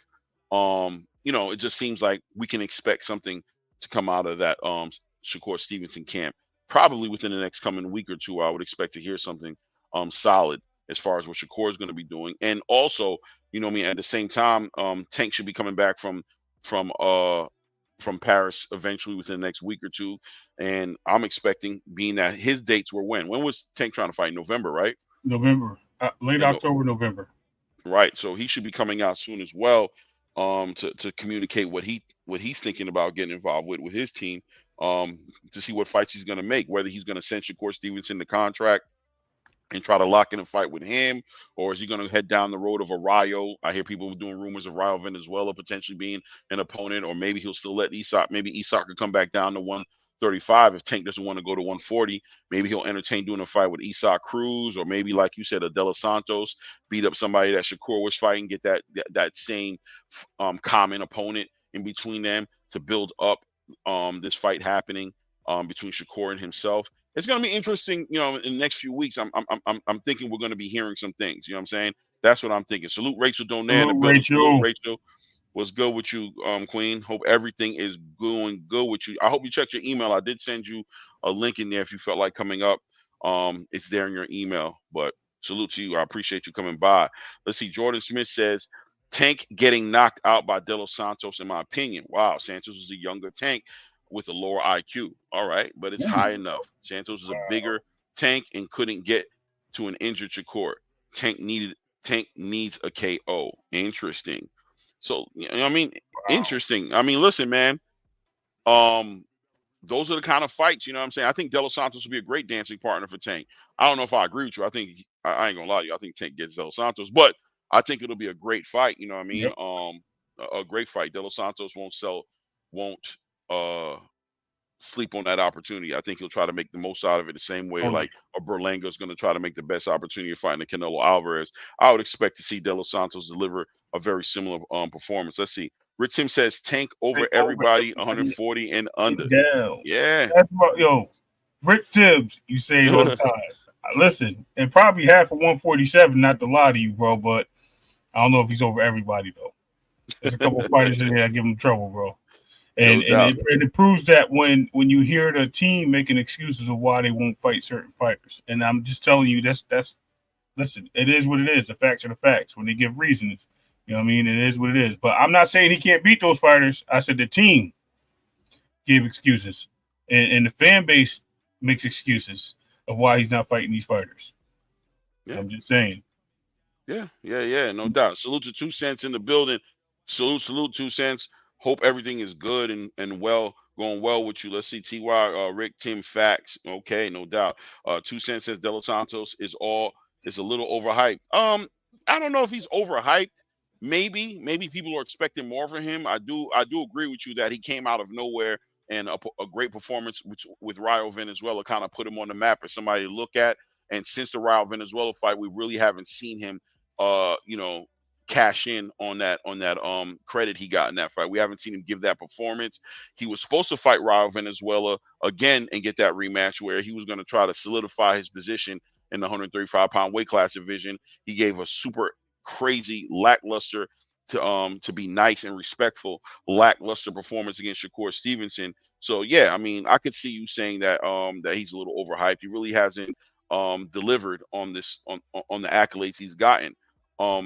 I seen him fight before, and I know that he can be a very competitive fighter, but I haven't seen him in the ring with that quality of opponent outside of Raul Venezuela to see or an opponent anywhere near a Tank Davis to say that I'll be comfortable with saying that he would beat Tank Davis. But I think it would be a great fight. I think De Los Santos could deliver as far as that dancing partner position that he'd be playing in that fight. I think that could be a good fight. You know what I'm saying? I think he'll bring more slickness than Frank did to that fight too. 100%, and more confidence probably. And power. Yeah, he ain't going to run. I think he's going to go toe to toe if he has to. And I think people sleep on the speed that guy got. His footwork is impeccable, bro. He's very quick on the feet, and he knows how to get in and out. Pause on them jabs and them hooks. So 100%. I don't think his defense though is kind of, to me, a little catchy, but he's quick. You know what I mean? We'll have to see. Yeah. Let me ask you this question, Tank. I mean, I said Tank Ray. Yeah, let me ask you this question. Sorry, we both Davises. We both Davises, so we good. Yeah, let me ask you this question. If it's true, right? If the energy is getting pointed towards freezing Tank out of these fights, right? A lot of content creation spaces feel like that's what Turkey's doing, that he's freezing out Tank Davis, giving him a little bit of his own medicine or whatever you want to call it. But let's just say that holds some truth. I mean, Tank is going to have to renovate his list, right? His list is going to have to renovate because he's either going to renovate it or he's going to start to concede a little bit, compromise a little bit more in the negotiations, and give a little bit more in the spirit of making these fights happen. But if he stands his ground and says, okay, y'all don't want these fights, F y'all. I know I'm y'all biggest payday. You think I'm going to chase you around? That's not happening. The hell with y'all. So we're going to eliminate this dude off this list. We're going to eliminate that dude off the list. We're going to eliminate this dude on the list. And now he has to pick new fighters, right? What do you think about that? Do you see him doing that, or do you think yeah, look, Orlando's completely hearing the question in a complete whack wrong way. Let me just get him Orlando's back because we're talking about somebody he knows again. So now he's talking again. Okay. All right. So he said how Turkey freezing out the guy who makes the most money. Yeah, you caught up. You're not didn't hearing say me. that.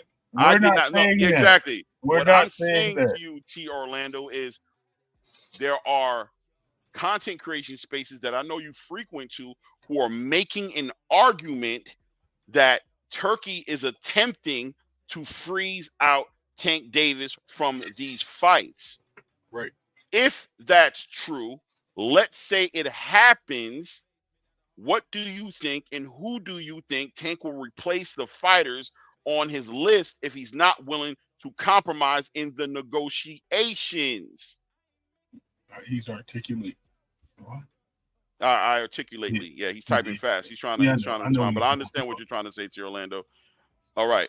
That's not what you said, bro. Yeah, that is what I said. Rewind. I literally said that. I literally said there are rumors out there getting spread that Turki Al-Sheikh is trying to freeze Tank Davis out of fights, of these fights with like Shakur, with or with a Devin, with a Zepeda. That's what they're trying to say. If that holds any truth, what do you see as replacements for these fighters on his list? Yes. Fine, T. Orlando. I said it wrong. Now that I said it right, contribute to this part of the conversation. Now that you have the information you need and you heard it clearly, what do you think?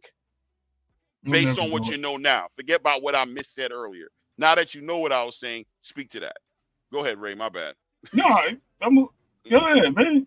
Oh, okay. He can't. My bad. He's showing his casual stance again. Yeah. He over there with skinny pants hanging out. It's all good. Too long in the dark, man. Yeah, man. Yeah. So anyway, so what I think happens is, I think Tanks will eventually. I don't think he ever gets freezed out. I think he's smart enough to know where the money is and what he knows his stardom. He knows what he is as a star in boxing. So he'll make the moves that he needs to. He already talked to Eddie, believe it or not, before he signed his contract with Amazon, not even with Tom Brown and Amazon, not PBC. He was over there talking to Eddie about a contract and about a deal. So don't act like he don't know nothing about that. You know what I mean? I think Tank is definitely a fighter that knows his worth. And when it comes down, what do you say? Y'all emotional trying to take shots on.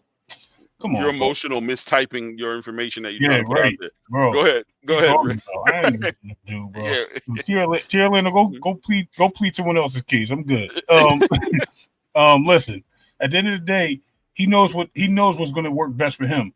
He also knows that he's good market value. So eventually the fights will come to him. He don't have to. He can stall out too. He's got a few years left in his deal, and he could take on fights that he don't need to. He could take on the fighters in his camp. He can start doing deals and networks with people from the pro box circuit. He can do a lot of different moves. You know what I mean? So these things can happen. He can even start talking to Jake Paul and some of the MVP fighters on his cards. Whatever he has to do, doesn't matter if they're nobodies. He's going to make the money. Just like Canelo, he makes the rules. He makes the fights. He demands the checks, and he makes stars. So guess what? I really is going to live there with it. So, and eventually they'll come back to him because he's still the star. He's still the star 135, and 100%. And as Rick Tim said, 140 and down. So they'll eventually come see him at the end of the day.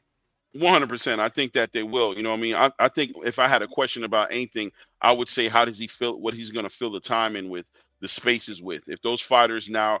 Because it seems like Tank had a schedule. He had an idea of how he was going to approach boxing this year, and he wanted to be in and out, face all these. He was coming for ninjas, like he said. But if the ninjas he's coming for are entertaining other things at this time, because there's opportunities that are opening up that's opening up for them. How does he keep busy? What does he keep busy with? Are we gonna start seeing these fights with the De Los Santoses and the Rayo He Venezuelas doesn't want to go to and whatever? 140. He said he didn't Or want to go to that's what I was gonna, 140. which is what I was gonna say as well. I was gonna say no. I was literally gonna say that Mhm. might he entertain going to 140, entertaining some fights up there. What would he do if Shakur Stevenson, if Lomachenko, well, clearly Devin Haney, I don't even think it's part of the conversation anymore. I'm gonna be honest with you, because Devin Haney, in my opinion, is fighting either catch weight fights or he's gonna fight at 147. That's what I see for him. I don't know if I necessarily see him coming back to 140, but he may come back to 140. I He's coming definitely for don't his see him. title, bro. He's coming for I, his title. I I think definitely don't see him doing anything in between, like no catch weights between 135 and 140 or going back down to 135. So if Devin and Tank were to be in some sort of negotiation for a fight, I think that would definitely have to happen at a minimum at 140. And that's if Devin comes back to 140. We don't know what he plans on doing. Like I said, when he said in his tweet right before he left, he said from now on he's going to fight catch weight fights. He just kind of made it clear in the tweet that he's conscious. To me, when I saw him tweet what he tweeted, it seems like he finally acknowledged that the weight cuts are getting the best of him at this point. He felt it. He was like, "This is my last time going through what I just went through with Ryan Garcia. I went through this with Kambosos. You know what I'm saying? I went through this with Lomachenko a little bit. I went through this with my whole 135. I thought going to 140 was going to get me where I needed to be. I did great with Regis Prograis, but then I had a shitty cut. Excuse me, I had a crappy cut again against against Ryan Garcia. He seems like he's getting tired of that game, and he's starting to embrace who he really is. And like, I'm going to make sure I'm on weight where I need to be, where I'm comfortable, where I can compete at the highest Mhm. level at. So that's why I mentioned and say that I wouldn't be shocked if he just didn't come back to 140 no more, or if he does come back to 140, come back because he's prepared himself the right way to compete at that weight class. So I Right. don't know where I put him in the conversation of fighting against Tank Davis based on me waiting on him to let us know where he's going to be weight wise, what he And plans on coming back and at. and here's the thing. I think Devin does. Oh well, one, keep an eye on the back room. I don't know if Richard popped in, so that could be Yeah, the I'm problem. looking. Okay. I know for a fact that he can make 140. We seen him make 140 just to fight before, and I think it, like we all acknowledge, he was putting on too much muscle, too much bulk. But I think what he's doing is now he's setting his body up so he doesn't have to come down and have to lose so much weight to come back down to 140 or 147. That's why he said he can fight at different divisions. Right. He didn't look like he did in the past when we just seen him at the fight. Even though somebody said he looked like he was about 168. I don't even think he looked 160. I think he looked around 158 to 160, which is definitely a walk around weight for that division of 140. He'll be fine, especially if he starts toning up. He'll get down to probably about 155. So all the weight cut will just be water at that point, and then he'll just be able to rehydrate. We're overlooking certain boundaries. We're always looking to cash in on, again, the casual nonsense, right? We see it in the chat. When it becomes an opponent or a threat to Tank, we want to kick their back in, right? So Devin is just going to be the enemy, public enemy number one when he does make his comeback. But I think his comeback will be against somebody at 140, probably the winner of Sandor and Puello, due to the fact that he's going to win his title back. It's an immediate title shot. And I think he can take a title shot with anybody at the division immediately and get that fight done. Because I even heard talks of him and Tio at one point trying to get that fight done before the year was up or early next year. So it's very possible that could even be in talks. But when we look at what it is in that case, Tank doesn't need that as a dancing partner. Tank's already said he wasn't going to 140. He didn't want to fight Devin at 135, so I'm excluding Devin out the picture. Where Tank is going to shine is at 135, and if these guys start moving up, then he has to start looking at the younger talent, like an Abdullah Mason, or he has to look at Floyd Mayfield Floyd Schofield Jr. And he has to look at these guys as potential challenges for him and other fighters in that division that are young coming up. If he doesn't look at them and he just skips it, then he has to go to 140. Or maybe he could probably make 130 right now too. So he can make some noise down there and collect belts, not even worry about 135 no more, just right off to the sunset in that division, which is pretty stacked with talent. So it's a lot of moves for Tank he can make. And yes, he can. You're right. Orlando finally said something that made sense. He can fight Monster Inoue. If Monster Inoue comes up, they can meet at 130. They already acknowledged that. and that'll be a good walkaway payday for him. But we'll have to see how that works out. At the end of the day, it depends how the takeover of Turkey Al Sheik makes it busy or hard for Tank to get fights. That's what it comes down to, as you asked, Clay. Yeah, yeah, man. At it's all good. Let me see. Weight drain. Yeah, I don't know where Haney's gonna fight.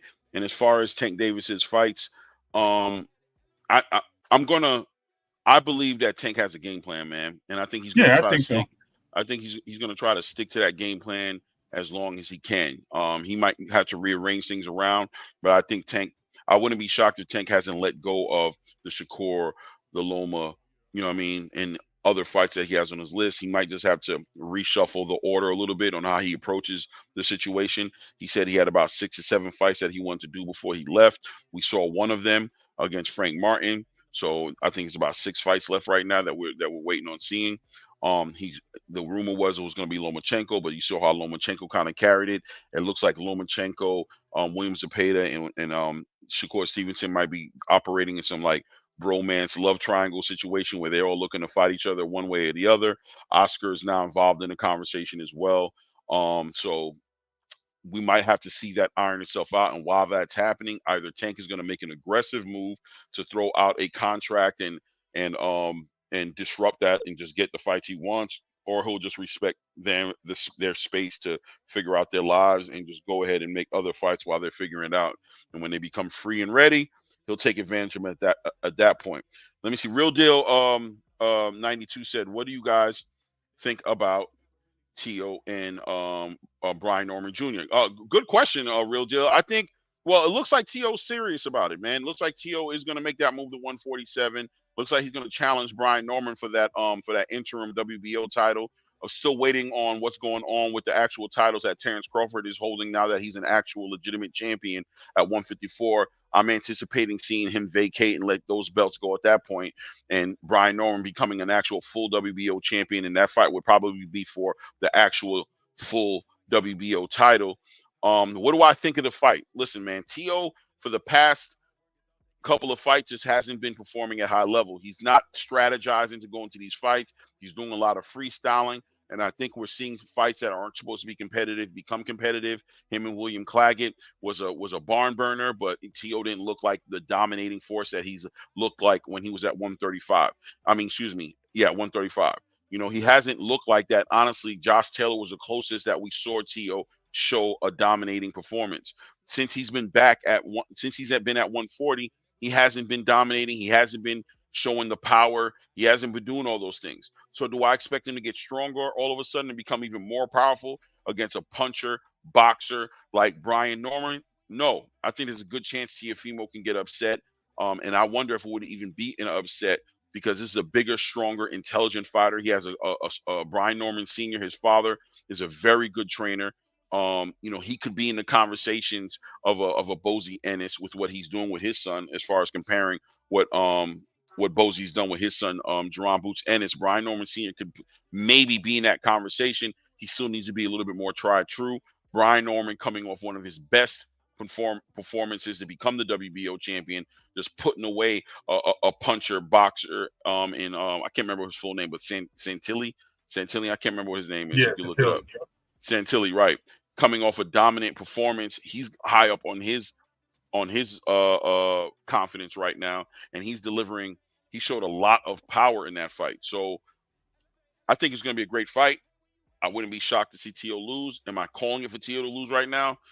I'm almost there. I'm not going to say it right now. You know what I mean? I don't want to get in my emotions and my feelings and just go impulsively and say that I think Brian Norman is just going to beat him. But I think it's a good chance of it. It's something we got to take a look at, man. It's something that we should and we should take a look at. And I wouldn't be shocked at all if he did get stopped or just lost the fight. You know what I mean? Depending on how he comes to the table. I'm telling you guys, I think not Orlando. I think that Teofimo Lopez. Yeah, I said Tio, and then started thinking about Tio Orlando, right? I think Teofimo Lopez needs to really consider adding to his training, to his team.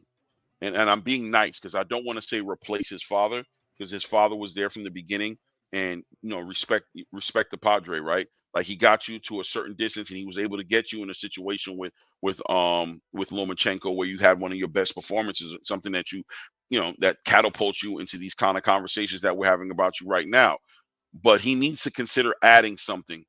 He needs to consider staying the course of becoming a better boxer, and not staying the course of I'm just a special boxer who can do whatever he wants to do in the ring. I don't think it's been serving him well with that mentality. He should consider coming into matches with some real strategies. Like, I'm fighting a boxer who's a boxer who moves out the ring. Let me train on cutting off the ring so this guy doesn't run away from me. Or I'm fighting with a puncher. Let me concentrate on boxing and not just standing in front of this dude and getting up on the rope and letting him put knots on my head, even though I'm putting a couple knots on his head. He needs to start thinking about those strategies as he gets into these bigger fights, because these fighters are stronger. Their IQs are right there with him, if not past him, and these fights are becoming more dangerous. He needs to think about that. You know Yep. what I mean? He needs to think about all that. I'm glad you said that. So I think what Brian Norman likes to do is he's a dog fighter, bro. He likes to get in the dog fights. And Tio accepts those type of fights. Here's the problem. Does he try to dogfight somebody like a Brian Norman? If he does, I think he gets clipped and he loses. But if he sits there and he uses the back foot like he always does, he uses the uppercuts and jabs and things of that nature. He doesn't jab. Let's get rid of the jab. If he starts jabbing again and he uses those things and keeping his head off a line, he has a good opportunity of the upset. He can go up there and do it. He'll make it look easy if that's the case. But the problem is, does he get trapped in the corner? Does he try to dogfight Brian Norman Jr.? Does he try to go pound? I was going to say pound for pound, but punch for punch with Brian Norman Jr.? Does he try to engage with in a physical mano a mano type style, like a gun? What do you call it? A sundown gun shoot, bro. At the end of the day, if he does that, he loses. Teofimo does. But if he sits there and he boxes him and he stays on the back foot like we know he has, and uses his abilities to move, be quick and flexible, pause in his boxing style, and uses that IQ he has a good chance of winning, just like any other boxer does when they move on certain things. Yeah, thank you, toe to toe. Thank you, Rick Timms. Exactly what I was trying to say. But yeah, other than that, if he fights any other way, but being Tio or Guardado, as they call him, he loses in the story. Yeah, I agree with you, man. Salute to Sonny Augustine in the building. What's good with you, King? Salute to TY too. I don't know if I said what's up to you a little bit earlier or not. Wrench. You know what I'm saying? I didn't give him a wrench yet. Well, I thought he had one. In a minute. I could have sworn I gave him one, but he might not have one. I'll hook him up right now. There we go. He got one. Yeah, we'll see. Let me see. TY says, no, I disagree. Norman Jr. will outbox him and stop him for real. I'm going through the chat right here, just kind of catching up. People have been talking in here. I guess you and T. Orlando will have a little private conversation here as well. Oh, yeah. TL Schemo. Just messing with him. Stop messing with him. His first 8-rounder. He can beat Tank right now. Wow. Ross Scott, you think so? Crazy. No, I'm too sensitive. Shakur Snakes Loma fight. That'd be hilarious. Real Dexac says, okay, we got a question here. We already answered it. I hope that wasn't too long waited for you, Real X Deal X, on the Teofimo Brian Norman fight. But I do think, just keep it simple. I think that that the fight's probably going to happen. It looks like that's what Tio's got planned, and I'm expecting to see that. I don't know how much more competitive it's going to be at 147. I think he's losing his leverage that he brought to the table at 135. Each weight class he goes up. And that being said, he can go up in the weight, but he has to also evolve as a fighter, and can't continue to think that the same way he approached his fight at 135 is going to continue to work when it hasn't really worked well at 140. And I don't see any reason to believe that it's going to work any better at 147. Facts. But we'll see. We'll see what ends up happening with him. You know what I mean? IQ, bro. We'll find out. You know what I mean? Let's see. What else did I want to politic about tonight? We talked about. I think we talked Shakur. about.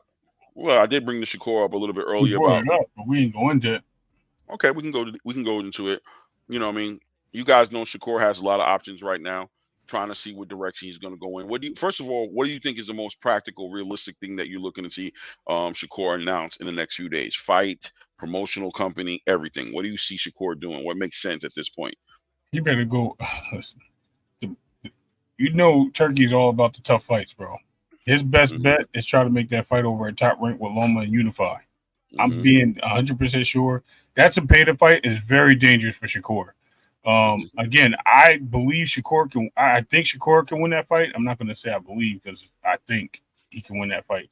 But I see what Brian Norman, Williams Zepeda brings to the table, and Mm-hmm. high velocity punches, accurate punches, a high motor when he walks into that ring, and he doesn't slow down. He wants you to walk backwards. He wants you to trap you on the ropes. He doesn't care if you swing those punches. He times you very well. He will sit there and he will not stop until you hit him back and slow him down, bro. It's going to be a hard fight, bro. It's going to be a Mm-hmm. hard fight. We can say, hey, he may be too slow if you think so. I don't think he's that slow. I think his volume of punching is just what it is based on his opponent. Because I think the opponent he fought before this one, this last opponent, bro, he showed nothing but speed. This other what's the name? I don't know why I can't think of his name. The guy that fit Pitbull, not Ryo, Castano. No. Before Cabrera, Cabrera, thank you, Cabrera. Cabrera. Mm-hmm. He was bro. He paced him out because that guy's style was very troubling. We seen the trouble that he gave Pitbull in the fight before that. Mm-hmm. So I think he paced him out, and then when he found his link, he went in there.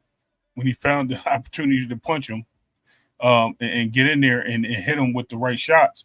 That's when he took advantage of it, stopping a guy that we didn't think was going to be stopped. That thought it was going to be in question because the way Argentinian fighters fight, we thought it was going to be a Mm-hmm. question of him getting pressured and bullied a little bit, and he did not allow that to happen. So those Right. sleep was a Zepeda. He brings a lot to the table than what we think, and I think he makes that fight a lot more dangerous than most people want. And I can see Loma even sneaking in there and try to steal the Zepeda fight under Shakur just because of the beef they had on the thing. But we all thought that was made up anyway. So we see how all this works out. We'll see how it all works out. Yeah, definitely see how it works out because Zepeda was definitely interested in the Loma fight more than he was. Well, Zepeda was always interested in Shakur Stevenson fight, but Christine. as far as Oscar De La Hoya and as far as his coach Panda Nahar, I hope I'm saying that correctly. They were interested in doing a Loma fight first. They felt like that was a bigger money fight, probably the easier fight between Shakur and Loma. And also, it seems like Oscar wanted to fight Shakur for a unification fight. They wanted to have a belt when that fight happened. They thought it would be a big fight if the unification was on the line. So yeah, we can see Lomachenko definitely steal the Williams Zepeda fight from him. Zepeda is a number one mandatory across the board for every single belt in that division right now. So he has Zepeda sitting in very nice position. Tank could snake Zepeda, you know what I'm saying, Right. away from everybody. You know what I mean? Maybe Yeah. Zepeda might jump into He's that from Norfolk. situation as well. That's a that's like I said, I brought up Tank earlier and now Shakur. It's going to be interesting to see in the next coming weeks what these guys actually have planned for the next fights. Is because I believe their selection of fights they're going to affect each other. You know what I mean? They're connected right now. They're in that same algorithm. They're in that same timing. They're all available around the same damn time right now. They all they're all in position to make big fights right now. So if Tank snatches a Zepeda, then it's safe to say you're going to see Shakur snatch Lomachenko. If Lomachenko snatches Zepeda, it's safe to say you're going to see Shakur and Tank come together. If you know what I'm saying, like you're going to Right. start seeing these things Hopefully. kind of work that way. I think when it's all said and done, we'll see how that turns out. Now, as far as Shakur Stevenson and Williams Zepeda is concerned, as far as a fight, how that would look. Listen, man, I've said it before. Williams Zepeda is the kind of fight that Shakur Stevenson needs right now. He's left a promotional company where the matchmaking has been horrendous for him. He has the worst reputation for having the most boring fights right now in the space, and he's a champion right now. He has no leverage when negotiating with a Tank Davis and getting the best money he can get out that fight because at the end of the day, he doesn't sell tickets. He's not filling up seats if it's not in Newark or New Jersey.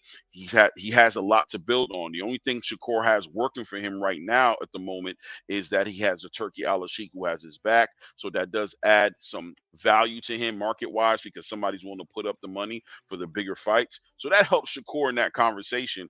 But at the end of the day, a Williams Zepeda fight, a competitive Williams Zepeda fight where he's able to win dominate even or deal with that full pressure. He's not going to be able to fight a boring fight like he fought against a De Los Santos, or what people consider to be boring against an Artem Haratunian. I don't consider it was boring, me personally, but I understand, you know what I'm saying, what the consensus is. I get it.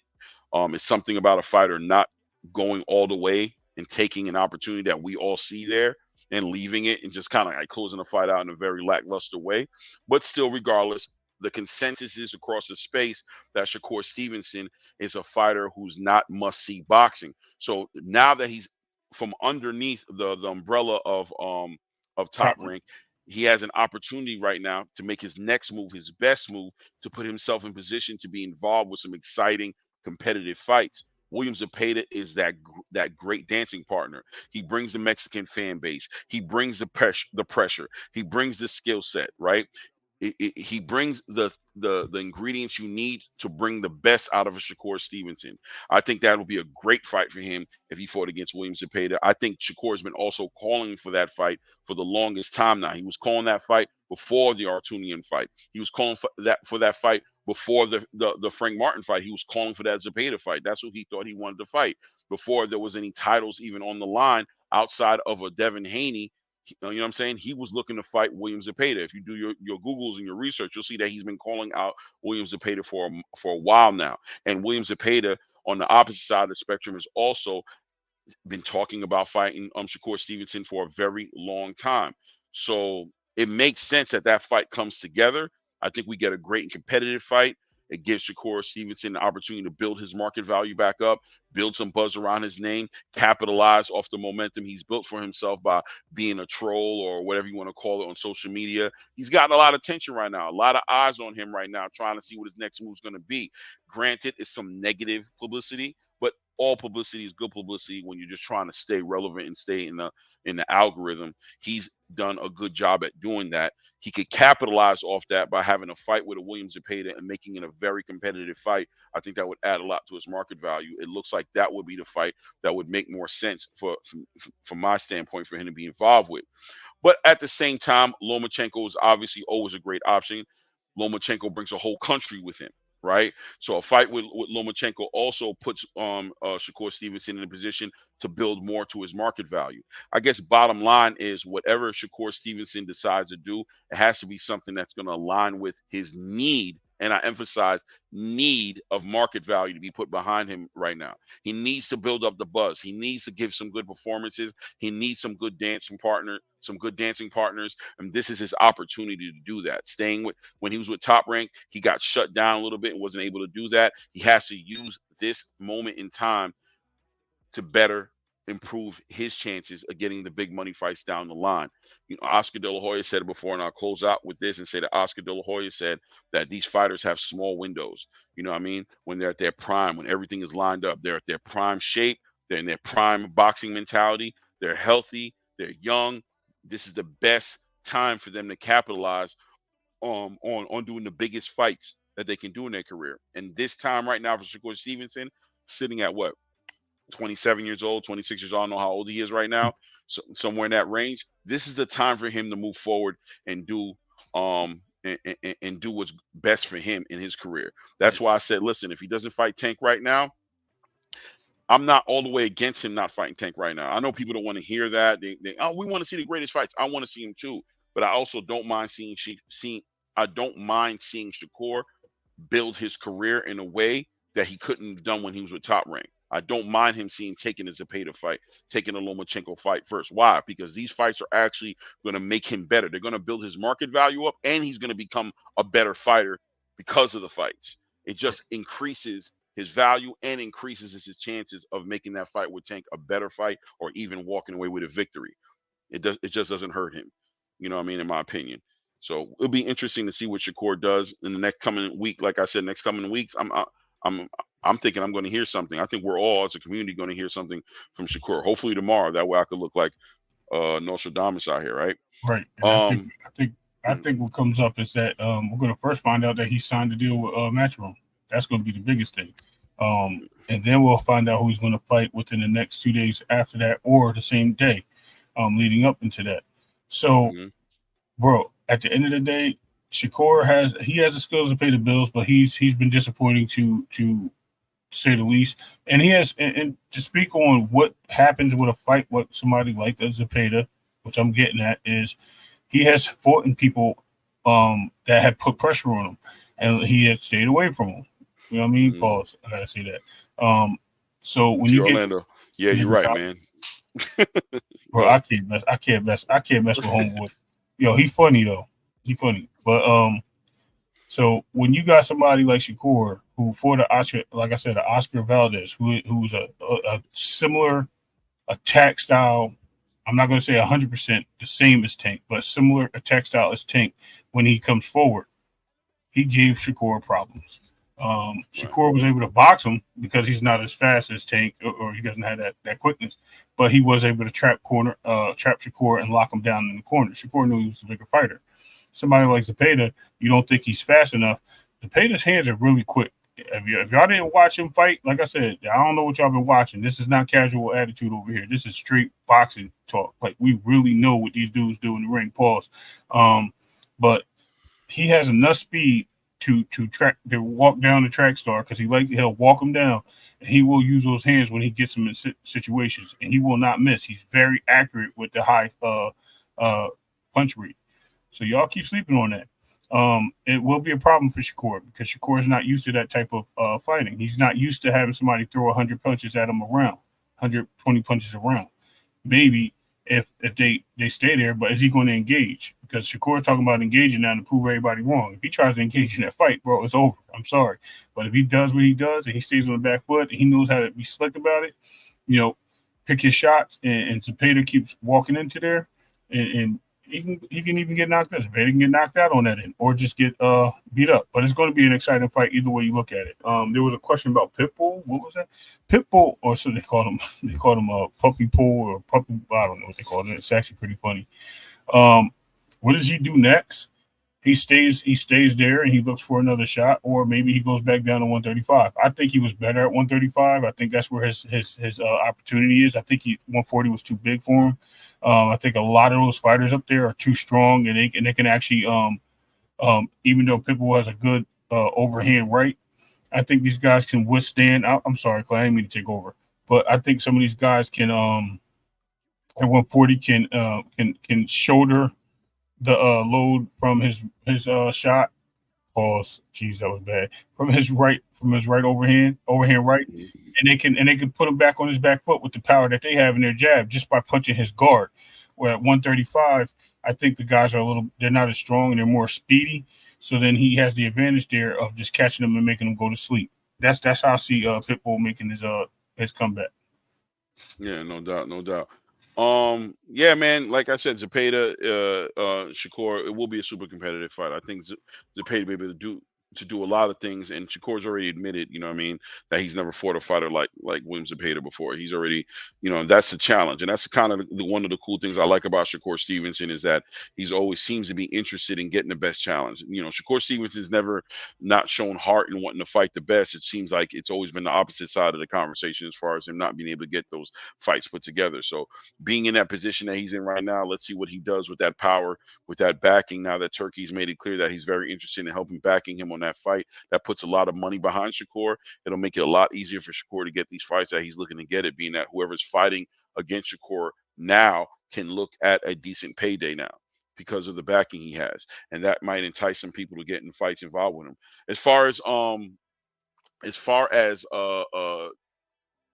Pitbull Cruz is concerned, you know, just to give my little 2 cents on that, to say that Pitbull probably should go down and back to 135. I think he's a small 140 pounder.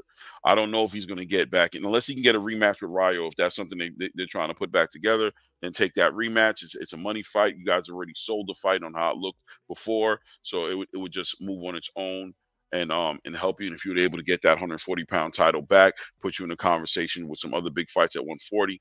But look, man, I think there was a lot of exposing that happened to Isaac Cruz in that fight with Rayo Venezuela. I think that a lot of fighters at 140 that are in there right now that you look at can take advantage of Isaac Cruz even better than Rayo did. You got a lot of good boxers in that division who will expose an Isaac Cruz, and on top of that, are punching harder than Rayo Venezuela is in that division. So Isak could end up really in a bad situation at 140. He'd have to take some real time to consider where he's going to be most competitive at, and see if he's going to be willing to take that chance. Because who's he going to fight at? He's not going to fight a Rolly Romero again. That nobody's trying to see that. We already seen that. He fights old man Barroso. He can mess around and get clipped, man. He Yep. fights he fight. That's a small. I mean, that's like one of the best fights he can get involved with as far as competition. You're getting the Gary Antoine Russell conversations, the Richard Hitchinson conversation. Richard Hitchinson could do what Raul Venezuela did all night long. He could do that easily. He did that against Lemos. He'll do that against Isak Cruz, somebody with shorter hands. You know what I'm saying? With shorter arms and who's shorter. He could do it even better than he did it against Lemos. He goes against Liam Paro. It's a peace out fest. He goes against Teofimo. I think Teofimo could take advantage of him. Devin Haney, obviously, I think could take advantage of him. The people I'm mentioning can do what Raul Venezuela did to Isak Cruz better than Raul Venezuela did it. At 135, he's back in the conversation of competing and getting some money fights. He's there to help. He can get a fight with Abdullah Mason or Andy Cruz or even Tank again at some point, or Floyd Schofield. There are fights down there for him that are there for him to be made and put him in a position to get some money. We'll see what his team says, but I hope that answers the question what to expect for Isak Cruz. I personally think it's better for him to go down to 135. I think he needs to be a little honest with himself that size, that height and that arm length and his lack of a jab and his single dimension, the one dimension version of himself that he brings to the ring every single time is going to get taken advantage of a lot easier at 140 right now, being that the division is stacked with so much talent, so many punchers, so many boxers, that he probably would make a better move for himself to go back to 135 and see what's down there for him, get involved in some decent fights down there. Let's see here. Orlando, woohoo, went too far with the Haney taking advantage. Pause. I hear you, Orlando. Let's see. J Pitt City says, I can't beat Shakur, so I'm going to use he's a runner as an excuse. Okay, I missed it, right? Let's see. Boxing Hacker says, nah, Cruz wasn't exposed. Everyone already knew that Ninja only had one style, no doubt. Well, I think everybody knew that that he had one style, but I think it was still like one of those styles where it was like, who's going to be able to neutralize it? Because even when he was fighting Rayo, there were points even though we saw what Rayo was doing, he was still able to like make some good connections, clip Rayo a couple times. Rayo just had real solid defense, really kept his hands up the whole time. And but Cruz was doing a good job of cutting the ring off, getting to him. So it wasn't about whether or not he could fight in different ways. We all knew exactly how he fought. The question was who was going to be able to keep Cruz off of them for 12 rounds. You know what I mean? That's always been the question. Rayo obviously checked the boxes and showed that he can do it. But now that Rayo's done it, I think it's going to be a chain effect. I think you're going to see a lot of fighters doing that. And obviously we saw Cabrera do it as well. A lot of people thought Cabrera won that fight, that there was a bad decision made between him and Isak Cruz. So, he needs to now start thinking about that height in his arm length. His lack of a jab. He needs to start factoring that into his decision on who his next opponent was. I think he kind of factored it into when he ducked Shakur or when he denied fighting Shakur when Shakur was trying to fight him. I think he kind of already knew for himself what the issue was. So, his next move got to be the best move. We'll see what he does. Let's Nick Ball. Yeah. Nick Ball, but Nick Ball's down at 130 or 126, so that's really not an option. Unless he wants to go down to 130, 126 and compete down there. I don't know if that's what he's trying to do. I don't think that's a good idea, but we'll see how he decides to carry it. Let me see. 2 Cents and Pitbull declined to fight Shakur. Yeah, 2 Cents, exactly. That's what I just said, right? T. Orlando said Shakur should fight Pitbull. For what reason would he fight that dude? J.R. Spock said they were trying to set up Cruz for another tank cherry pick, and Rayo threw a wrench in those plans. 100% J.R. Spock. It doesn't make too much sense for them to fight at this point. 2 Cents said Rayo had the physical tools to deal with Pitbull. Other fighters might not have those same advantages. Yeah, I hear you. Other fighters might not, but when you think about it, 2 Cents, and you look at 140 pounds, I think you got a lot of fighters in that division who could take advantage of that. Except for, like I said, if he wants to make a fight with old man Barroso, you know, that's a fight that he can make. I think Old Man Barroso could clip him too. But, you know, maybe Old Man Barroso's too old to keep up with that pace and he can clip Old Man Barroso. But outside of that, who else is he going to fight at 140 pounds that can't do what they just saw Ryan Venezuela do, right? And that's the whole point. You just watch Ryan Venezuela do this for 12 rounds. Everybody knows now it's going to start a chain reaction to the approach on fighting Pitbull Cruz, you know? Let's see. Boxing Hacker says Shakur style is the absolute worst case scenario for Cruz. Cruz will lose all 12 rounds while swinging for the fences. LOL. 100%. I agree with you, Boxing Hacker. Maybe even stop that boy. Because I'm saying, your accumulation of punches, when you're just constantly being accurate and just clipping him, it ain't nothing to see that boy's legs get wobbly and take a knee. You heard? I'm gonna tell you right now, and the ref can also get there and stop it just off the strength of, bro. You just got hit with 20 shots in a straight row. I can't let you sit here and just get punched in the head like that. Let me see. TY said Body versus Kid Austin going to be fireworks. So has that fight been I was gonna say, is that ironed out? Is that what they're doing? I'm about to check right now. Hold on. Yeah, I think it's going to be fireworks too, for sure. For sure. Kid Austin needs a big fight right now. No, last time I saw Kid Austin talking, he was talking about fighting Jojo Diaz. I don't know, if that Body fight, which would make sense because Kid Austin was lined up to fight against H2O and Body just beat H2O. So maybe that is the next fight that's going to happen. I don't know if we got that confirmation. Okay, TY said not yet. Okay. Rick Tim said Loma declined the Shakur offer as well. Duck, 100%. But I don't know if Loma declined the offer all the way. It's just being involved with Bob Arum and that whole situation at Top Rank. It's just like you don't know what was really going on, because there was definitely some hating going on Shakur. There was some like, if you're not going to sign the contract, energy going on, like, oh, we're not going to give you certain opportunities. So we don't know all the way if Loma declined it or if Bob didn't just play politics in that game based off of trying to leverage Shakur and re-signing with him. We don't know if that's what happened or not. 2 Cents said Shakur would make people look even worse than Ryo did. Fans will call that boring. Yeah, I agree with you, 2 Cents.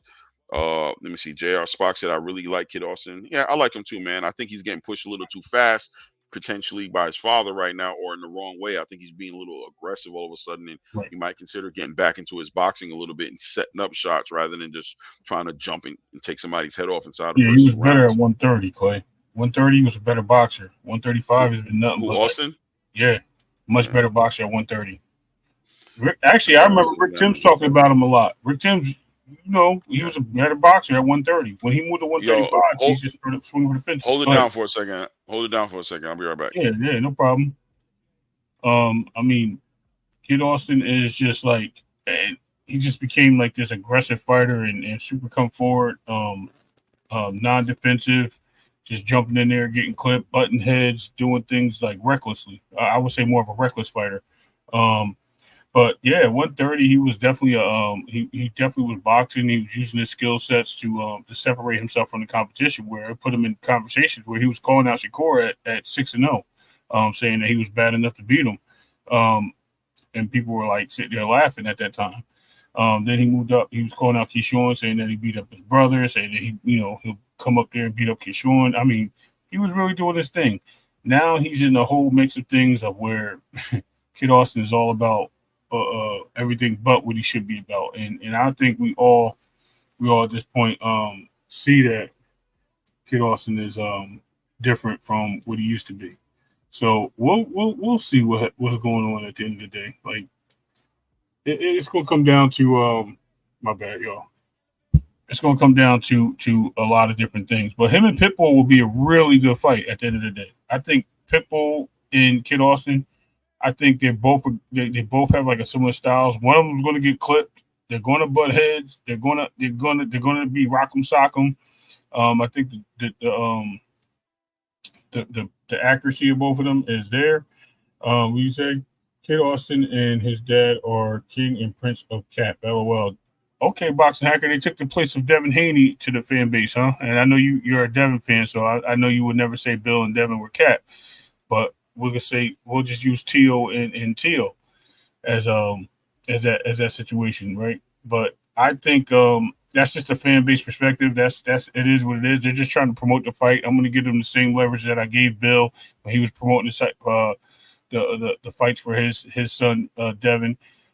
Do I believe also that is he doing it right? No, because he's trying to steal the page out of Bill's book, and it's not working for him because he just doesn't have the showmanship to do it like Bill does.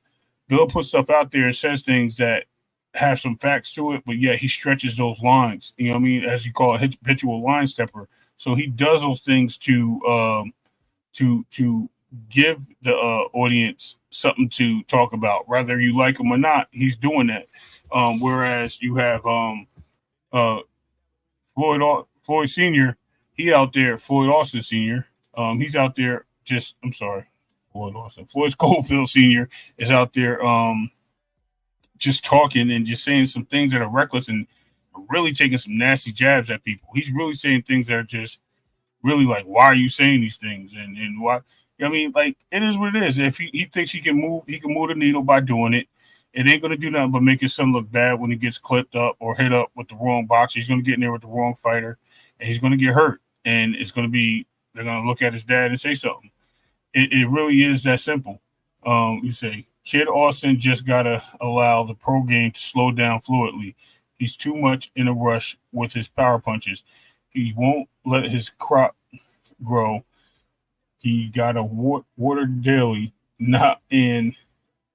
I can't see. Hold on 1 second. Not once, then expect massive blooming. Yeah, I agree, Rick Timms. I'm sorry, I got two different screens up, and one of them is blocking being blocked by the heart on the screen, so I couldn't see that once part. But yeah, so at the end of the day, yeah, we're gonna we can say that. He does. He has to settle down. He has to take his time because what's happening is he has nothing but time. He's young. He's young in the game. He's already ranked high in the game. Take on a few fights. Get some quality names in your belt. Show that you can beat some quality opponents. A great point that was just made is we just had a fighter that stepped up named Andy Cruz. Yes, he's young in the game also, and at 135. But guess what he did? He stepped up to Moran. Moran's not a pushover. And when he stepped up his competition, you seen how it looked. He got clipped in the fight. He made a fantastic recovery on that. And then he got there and got the knockout. And he boxed him. He didn't go in there trying to kill this kid. And he boxed him. So at the end of the day, Kid Austin can do the same thing. These are the things that we all talk about with Kid Austin. We've got J.R. Spot. Maybe Kid Austin at Boozy in his camp. Maybe. I mean, is it possible? I mean, I don't even know if they'll accept him over there, man. I don't think they like that type of talk. I just want his pops to get his own Twitter handle. Oh no, please don't ask for it. Listen, please don't get that man his own Twitter handle. He probably has one, but we do not need to see him. I won't follow him. I'll tell you that right now. Anytime somebody posts it, I'll just block it. I don't want to see none of that from this dude, bro. Schofield Senior is just like I said. He's just like he's like having good rum and bad rum, good champagne and beer taste, whatever. And I like beer, you know what I mean, or your favorite beer and a natty ice. Some people like natty ice, but whatever. If you like that type of thing, do it. Boxing Hacker. Nah, there's a big difference. When Dad first came out, his dad was serious about fighting Bunny, Tio, and Loma. Kid Austin will always. I agree, Boxing Hacker, and that's what I'm saying. I never said that Bill was never serious with these things. What I said is he was a habitual line stepper. He knew what buttons to push, and the way he went about it was he was serious about all these fights. Devin was climbing in the ring with all these fighters as well, but Bill was talking on the back end. Bill brought the sparring tapes back into boxing, which people weren't a big fan of. So there were some things that he was doing with and talking about sparring rather, and not sparring tapes, but just talking about sparring. Those things right there were a lot of eye-opening things for boxing, current boxing fans, and I would say some of the casuals, where we didn't need to see that in boxing, because obviously we know that sparring means nothing. At the end of the day, we don't see that. You see, even Floyd trying to bring boxing into this. Oh, well, Tank came to the gym. He was 180 pounds. We boxed Shakur down there. We boxed Devin. Da-da-da-da. He got exposed on that on the Boxing Voice. Shout out to TBV. I do remember them asking Floyd about this, and then Bill called up and was like, yeah, that's okay. But what happened to your son? What happened to your son when he was in the ring with Dev? And he goes, well, he was younger then. He was at a different weight division. Your son came in there, and he's like, nah, I don't want to hear all that. What happened to him? So we know that he's been called. He's been shut down before. He just got shut down recently by Keyshawn Davis. Keyshawn Davis went out there and said something, called up on the channel, and he wouldn't let Keyshawn get a word in because he let Bill get a word in, and it didn't look good for him. So we know how it is. When Kid Austin takes meaningful fights, then we can see what he's made of. Yes, exactly. Like I said, there's some fights in the division for him to be made. He can definitely do it. He's even talking about he can even go to 140. Well, then do it. Have at it, bro. We ain't gonna stop you from trying to be great. You know what I mean? As a boxing fan, go be great. I don't think anybody's gonna stop you from that. All we're saying as boxing fans is that there's plenty of time, and you rushing these fights is going to end up bad for you. Win the fights in your division first. You know what I mean? Go reach out to a Raymond Muratala. Go reach out to the last dude that Shakur just fought. Go fight Artem Haratunin. That'd be a good fight for you. You like, you know what I mean? You think you can knock that guy out? That guy was a little slick. He wasn't crazy slick, but he had some movement. You know what I mean? He's not afraid to get in the paint with you and dance. So go ahead. Find somebody like that. Who else? We got Giovanni Cabrera. We got Frank Martin. Frank Martin, I think, will chip Floyd up. I think he'll outbox Floyd, and he's just a come forward fighter too and he can fight off the back foot. But he just stays in the paint. I think he'll chip Floyd up. I think he'll time Floyd out, and I think he'll KO him. No doubt. So there's a lot of issues in that game. Like I think he's the golden. Oh, I think he's another golden boy special. You know what? Here's the problem. Soon as Floyd takes his first L, they're going to cut him like they did Rashidi Ellis. They're going to cut him like they did who was it before Rashidi Ellis that they let go? They took an L. They don't hold the weight of black fighters well over there at Golden Boy. It was Blair Cobbs, right? Blair Cobbs took that first L and they cut him too. So they don't hold that weight well. So what we end up understanding is, if Floyd should see the writing on the wall, it's like, yo, listen, time to get up out of here or go fight somebody that, we can make the big fights and get trained right. But he's going to be over there at Golden Boy. They're paying him the money to fight on these undercards and be co-mains or things of that nature, and he's not fighting anybody. They don't have a stable over there, and they're not reaching into the pockets of the Zone, Matchroom, or Queensberry to get fighters. They overhype and underdeliver. That's boxing, bro. There's a lot of fights like that. Sometimes it's styles. Styles can cause a lot of hampering in certain situations. Sometimes it's preparing for styles that you're looking for, and then you get something else and you just not prepared for it, and it could just change everything. You can become a boring fighter. And in his case, you're right. He underdelivers because the last guy he fought, I think, was a substitute fight, and he went in there and he thought he could maul this guy. This guy was headbutting him, picking him up, body slamming him, doing all types of roughhousing. And instead of him sitting there saying, yo, I need to go back to basics, I need to box this guy from the outside since he want to be like this, no, he goes in there and try to get aggressive with him. And all he did was create more problems for himself with the other cut on his eye, on the same eye that he had one underneath. So now he got two cuts on the same eye, and all you need is somebody that's just going to target that eye, like a good southpaw. Target that eye and just open them cuts up. Then you're not going to be able to see it. It's going to be night for you, no matter how you look at it. What's next? Who else talking? Let me see what we got. Trying to help you all out. Boozy in this. Let me see what we got. I think. Oh, Clay's back. Yeah, man, I just finished the whole Floyd Schofield conversation, man. We went in. I answered a lot of questions. I think I did well. The chat. I don't know if I did well. No, I think I did all right, man. I think I held it down for you. No doubt, man. Yeah, man. Salute. Let me see if I missed anything on here. We're probably getting ready to cut it a little short in a minute because I got to drive to Jersey tomorrow and pick up my son from the airport. Word. So I kind of get my rest in. But damn, Boxing Hacker was going back and forth, man. A whole lot of stuff going here. Great questions, man. Great questions. I answered them all. What were y'all talking about, Kid Schofield and all that? Yeah, we was making comparisons to Bill, and I was making comparisons to Bill and Floyd Sr. And he was like he understands, because I clearly told him that I don't think they're the same. One and the same. I think Floyd's trying to take a page out of Bill's book, and it's just not going. It's just not the same. You know what I mean? He's actually Yeah. making interviews before Bill did. Bill was actually on something right. Bill was doing it to make the fights. Floyd is doing it to get his name out there. It's a whole different situation. And like I said, he's going to end up getting his son hurt. Yeah, I mean, there's definitely the promotional part of the game, and there's also the development part of the game when it comes to Floyd Schofield. That conversation almost has like two different sides of the Right. coin that could merge into something bad, like you said, for Floyd Schofield. One thing's for certain is Floyd Schofield is a talented boxer. You know, he's been training that boy ever since he was like 7 years old. You know what I mean? To do what he's doing. He has a lot of faith in his son because he knows what he's put into his son. But at the same exact time, allowing him to develop properly and give him the time that he needs to develop into who he needs to be is going to be make a big difference with Schofield. Because what I think is happening with the Schofield family is that because of the work that he's put in with Floyd Schofield, he feels like his son has all the tools he needs to compete on every single level of the game. And he's looking at a Tank Davis who's made a name for himself, putting these dudes to sleep and giving everybody exciting fights. So he's like, well, my son could do the same thing. But at the end of the day, you guys are being tough on Schofield.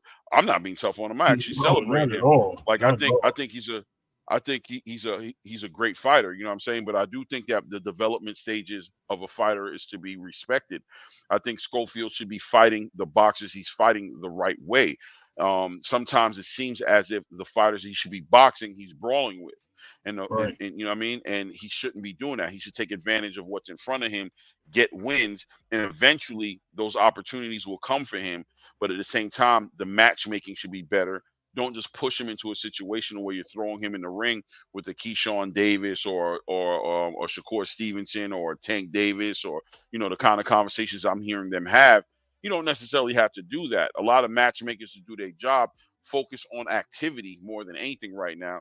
Look at Abdullah Mason as an example, who's in the same conversation to Floyd Schofield, but who's on pace to fight 6 times this year, 7 times in the calendar year that he's on pace to fight. That's what they should be looking to do with Floyd Schofield, not necessarily getting the biggest fights possible, but just staying as busy as he can stay so that he can develop. You know what I mean? I wonder if they're balancing that out correctly. Like, that's what I wonder. Time will tell that story better than any of us could tell it. As we see him develop, we'll be able to understand. And maybe Floyd Schofield Sr. will make us eat our words and we'll see, okay, that's what you were doing and it works out. That would be the concerns I have with Floyd Schofield as far as that's concerned.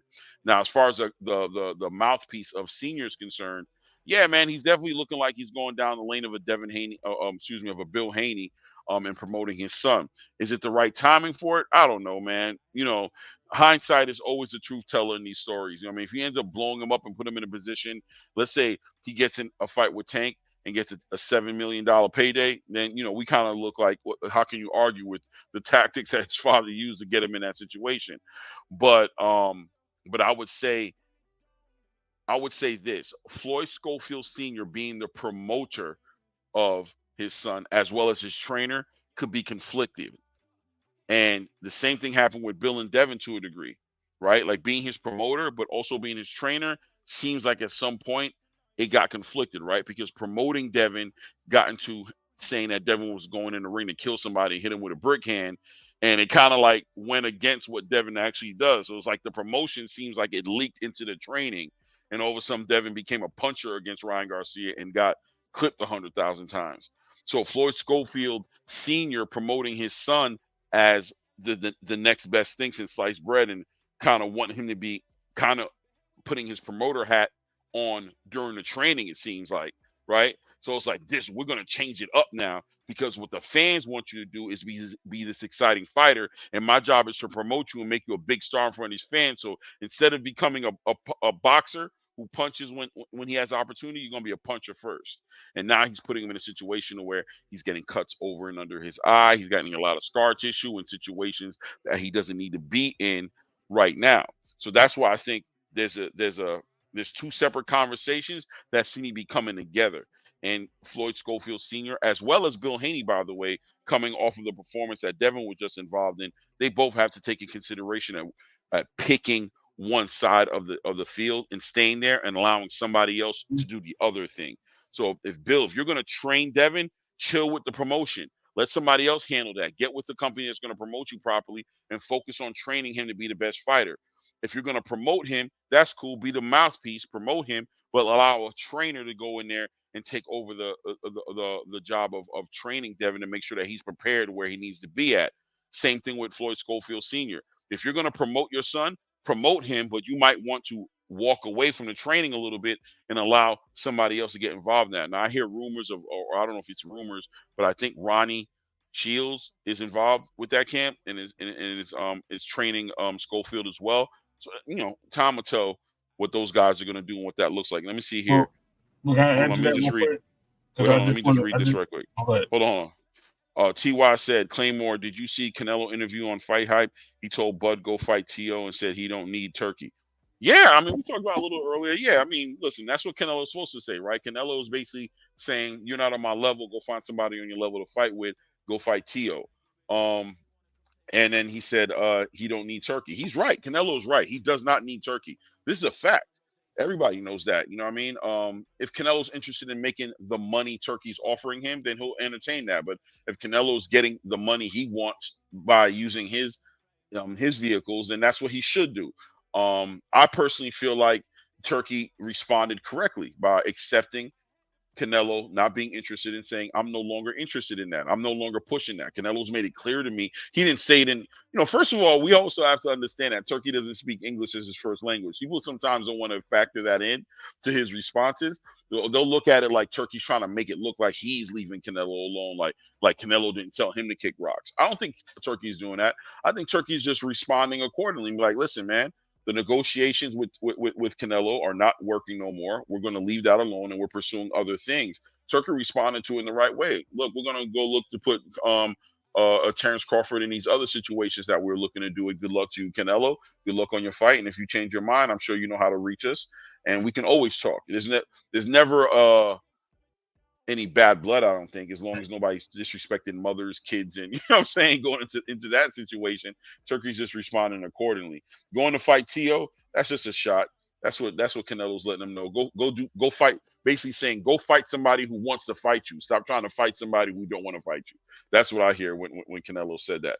That's basically what he's saying. You know what I mean?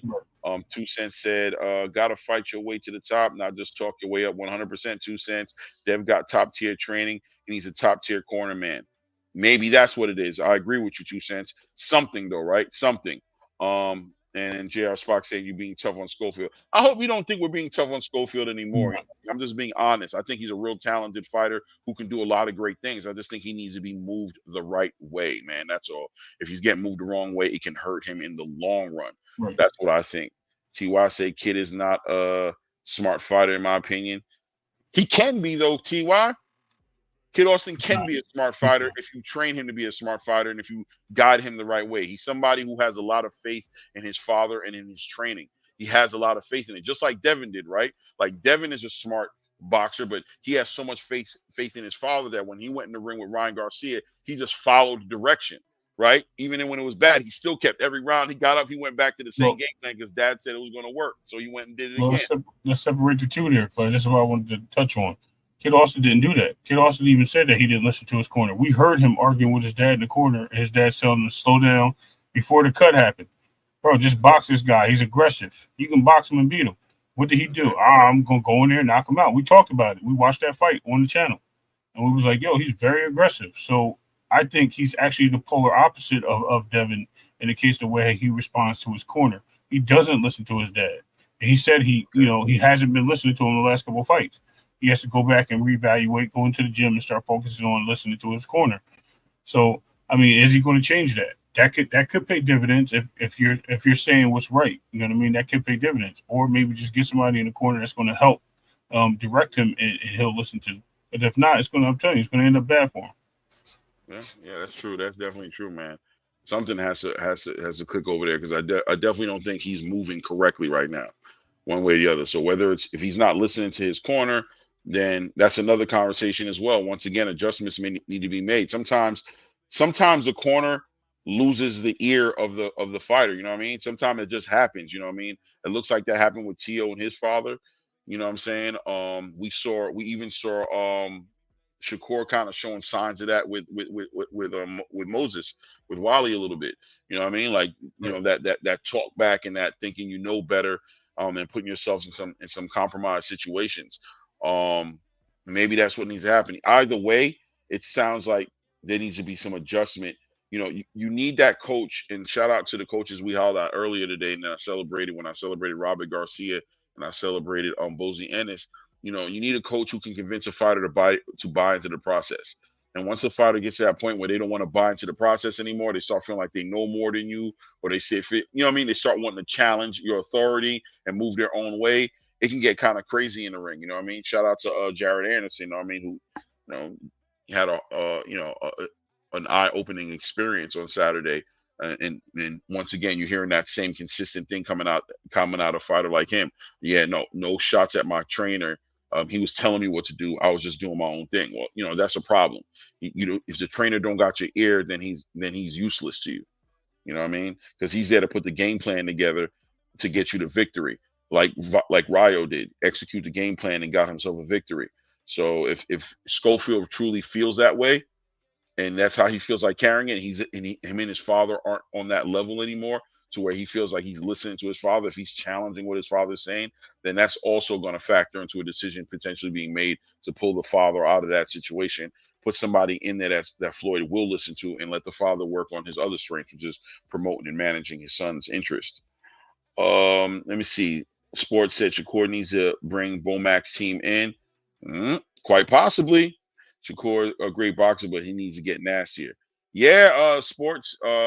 I agree with you, brother. Like he might. I said that during that Artunian fight when he was arguing with his grandfather. I said, "Damn, I don't like the way that looks. It didn't look good on camera to see them going at it with each other. See Shakur constantly cutting them off, like, nah, I see what you're trying to. It didn't look good. You know what I mean? So he might take some consideration to make some adjustments in that area before, you know, he suffers a bad eye-opening experience like Jared did. Ryo got to keep that chin down unless he's going to get clipped by one of them top guys at 140. No doubt. Guys, it's getting about that time. We've been going on almost 3 hours. Ray, do you want to close out and say anything to the chat or anything like that before we go? Or I just want to say thank you for everybody coming up, showing up, and supporting. Listen, remember, when you come in, smash the like button. If you haven't already, smash it on your way out. I mean, remember to hit the bell icon so you can get your notifications knowing when we up. We already know our schedule, but, you know, just in case, we might do something on the side note.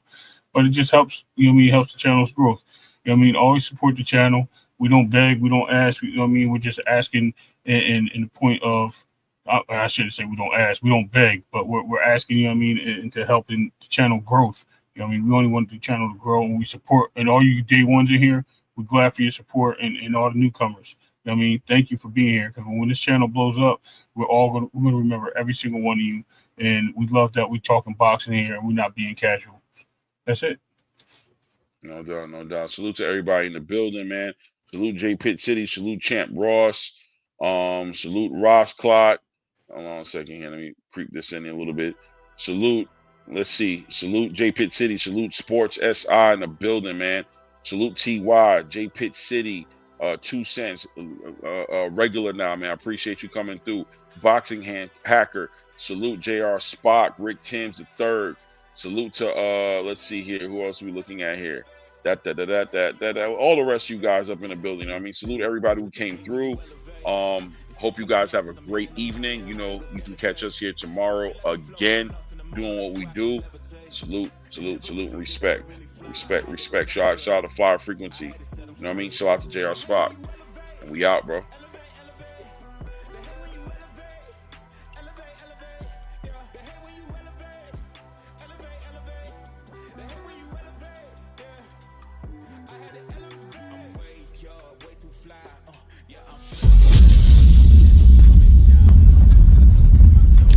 Why would I give it up? Why do they want to come take my place? I work too hard for it, don't need a replacement. This my vocation, now I got rollies all in rotation. Hop on a jet just to take a vacation. Remember the moments was trapped in the basement. Now the hard work is all taking me places. Squatting all black like we trapped in the matrix. Bet on myself and go ball out in Vegas. Living a life like I'm rich and I'm famous. Don't see the grind that I know that it came with. I ain't make it this far for myself. I had to prove to everybody.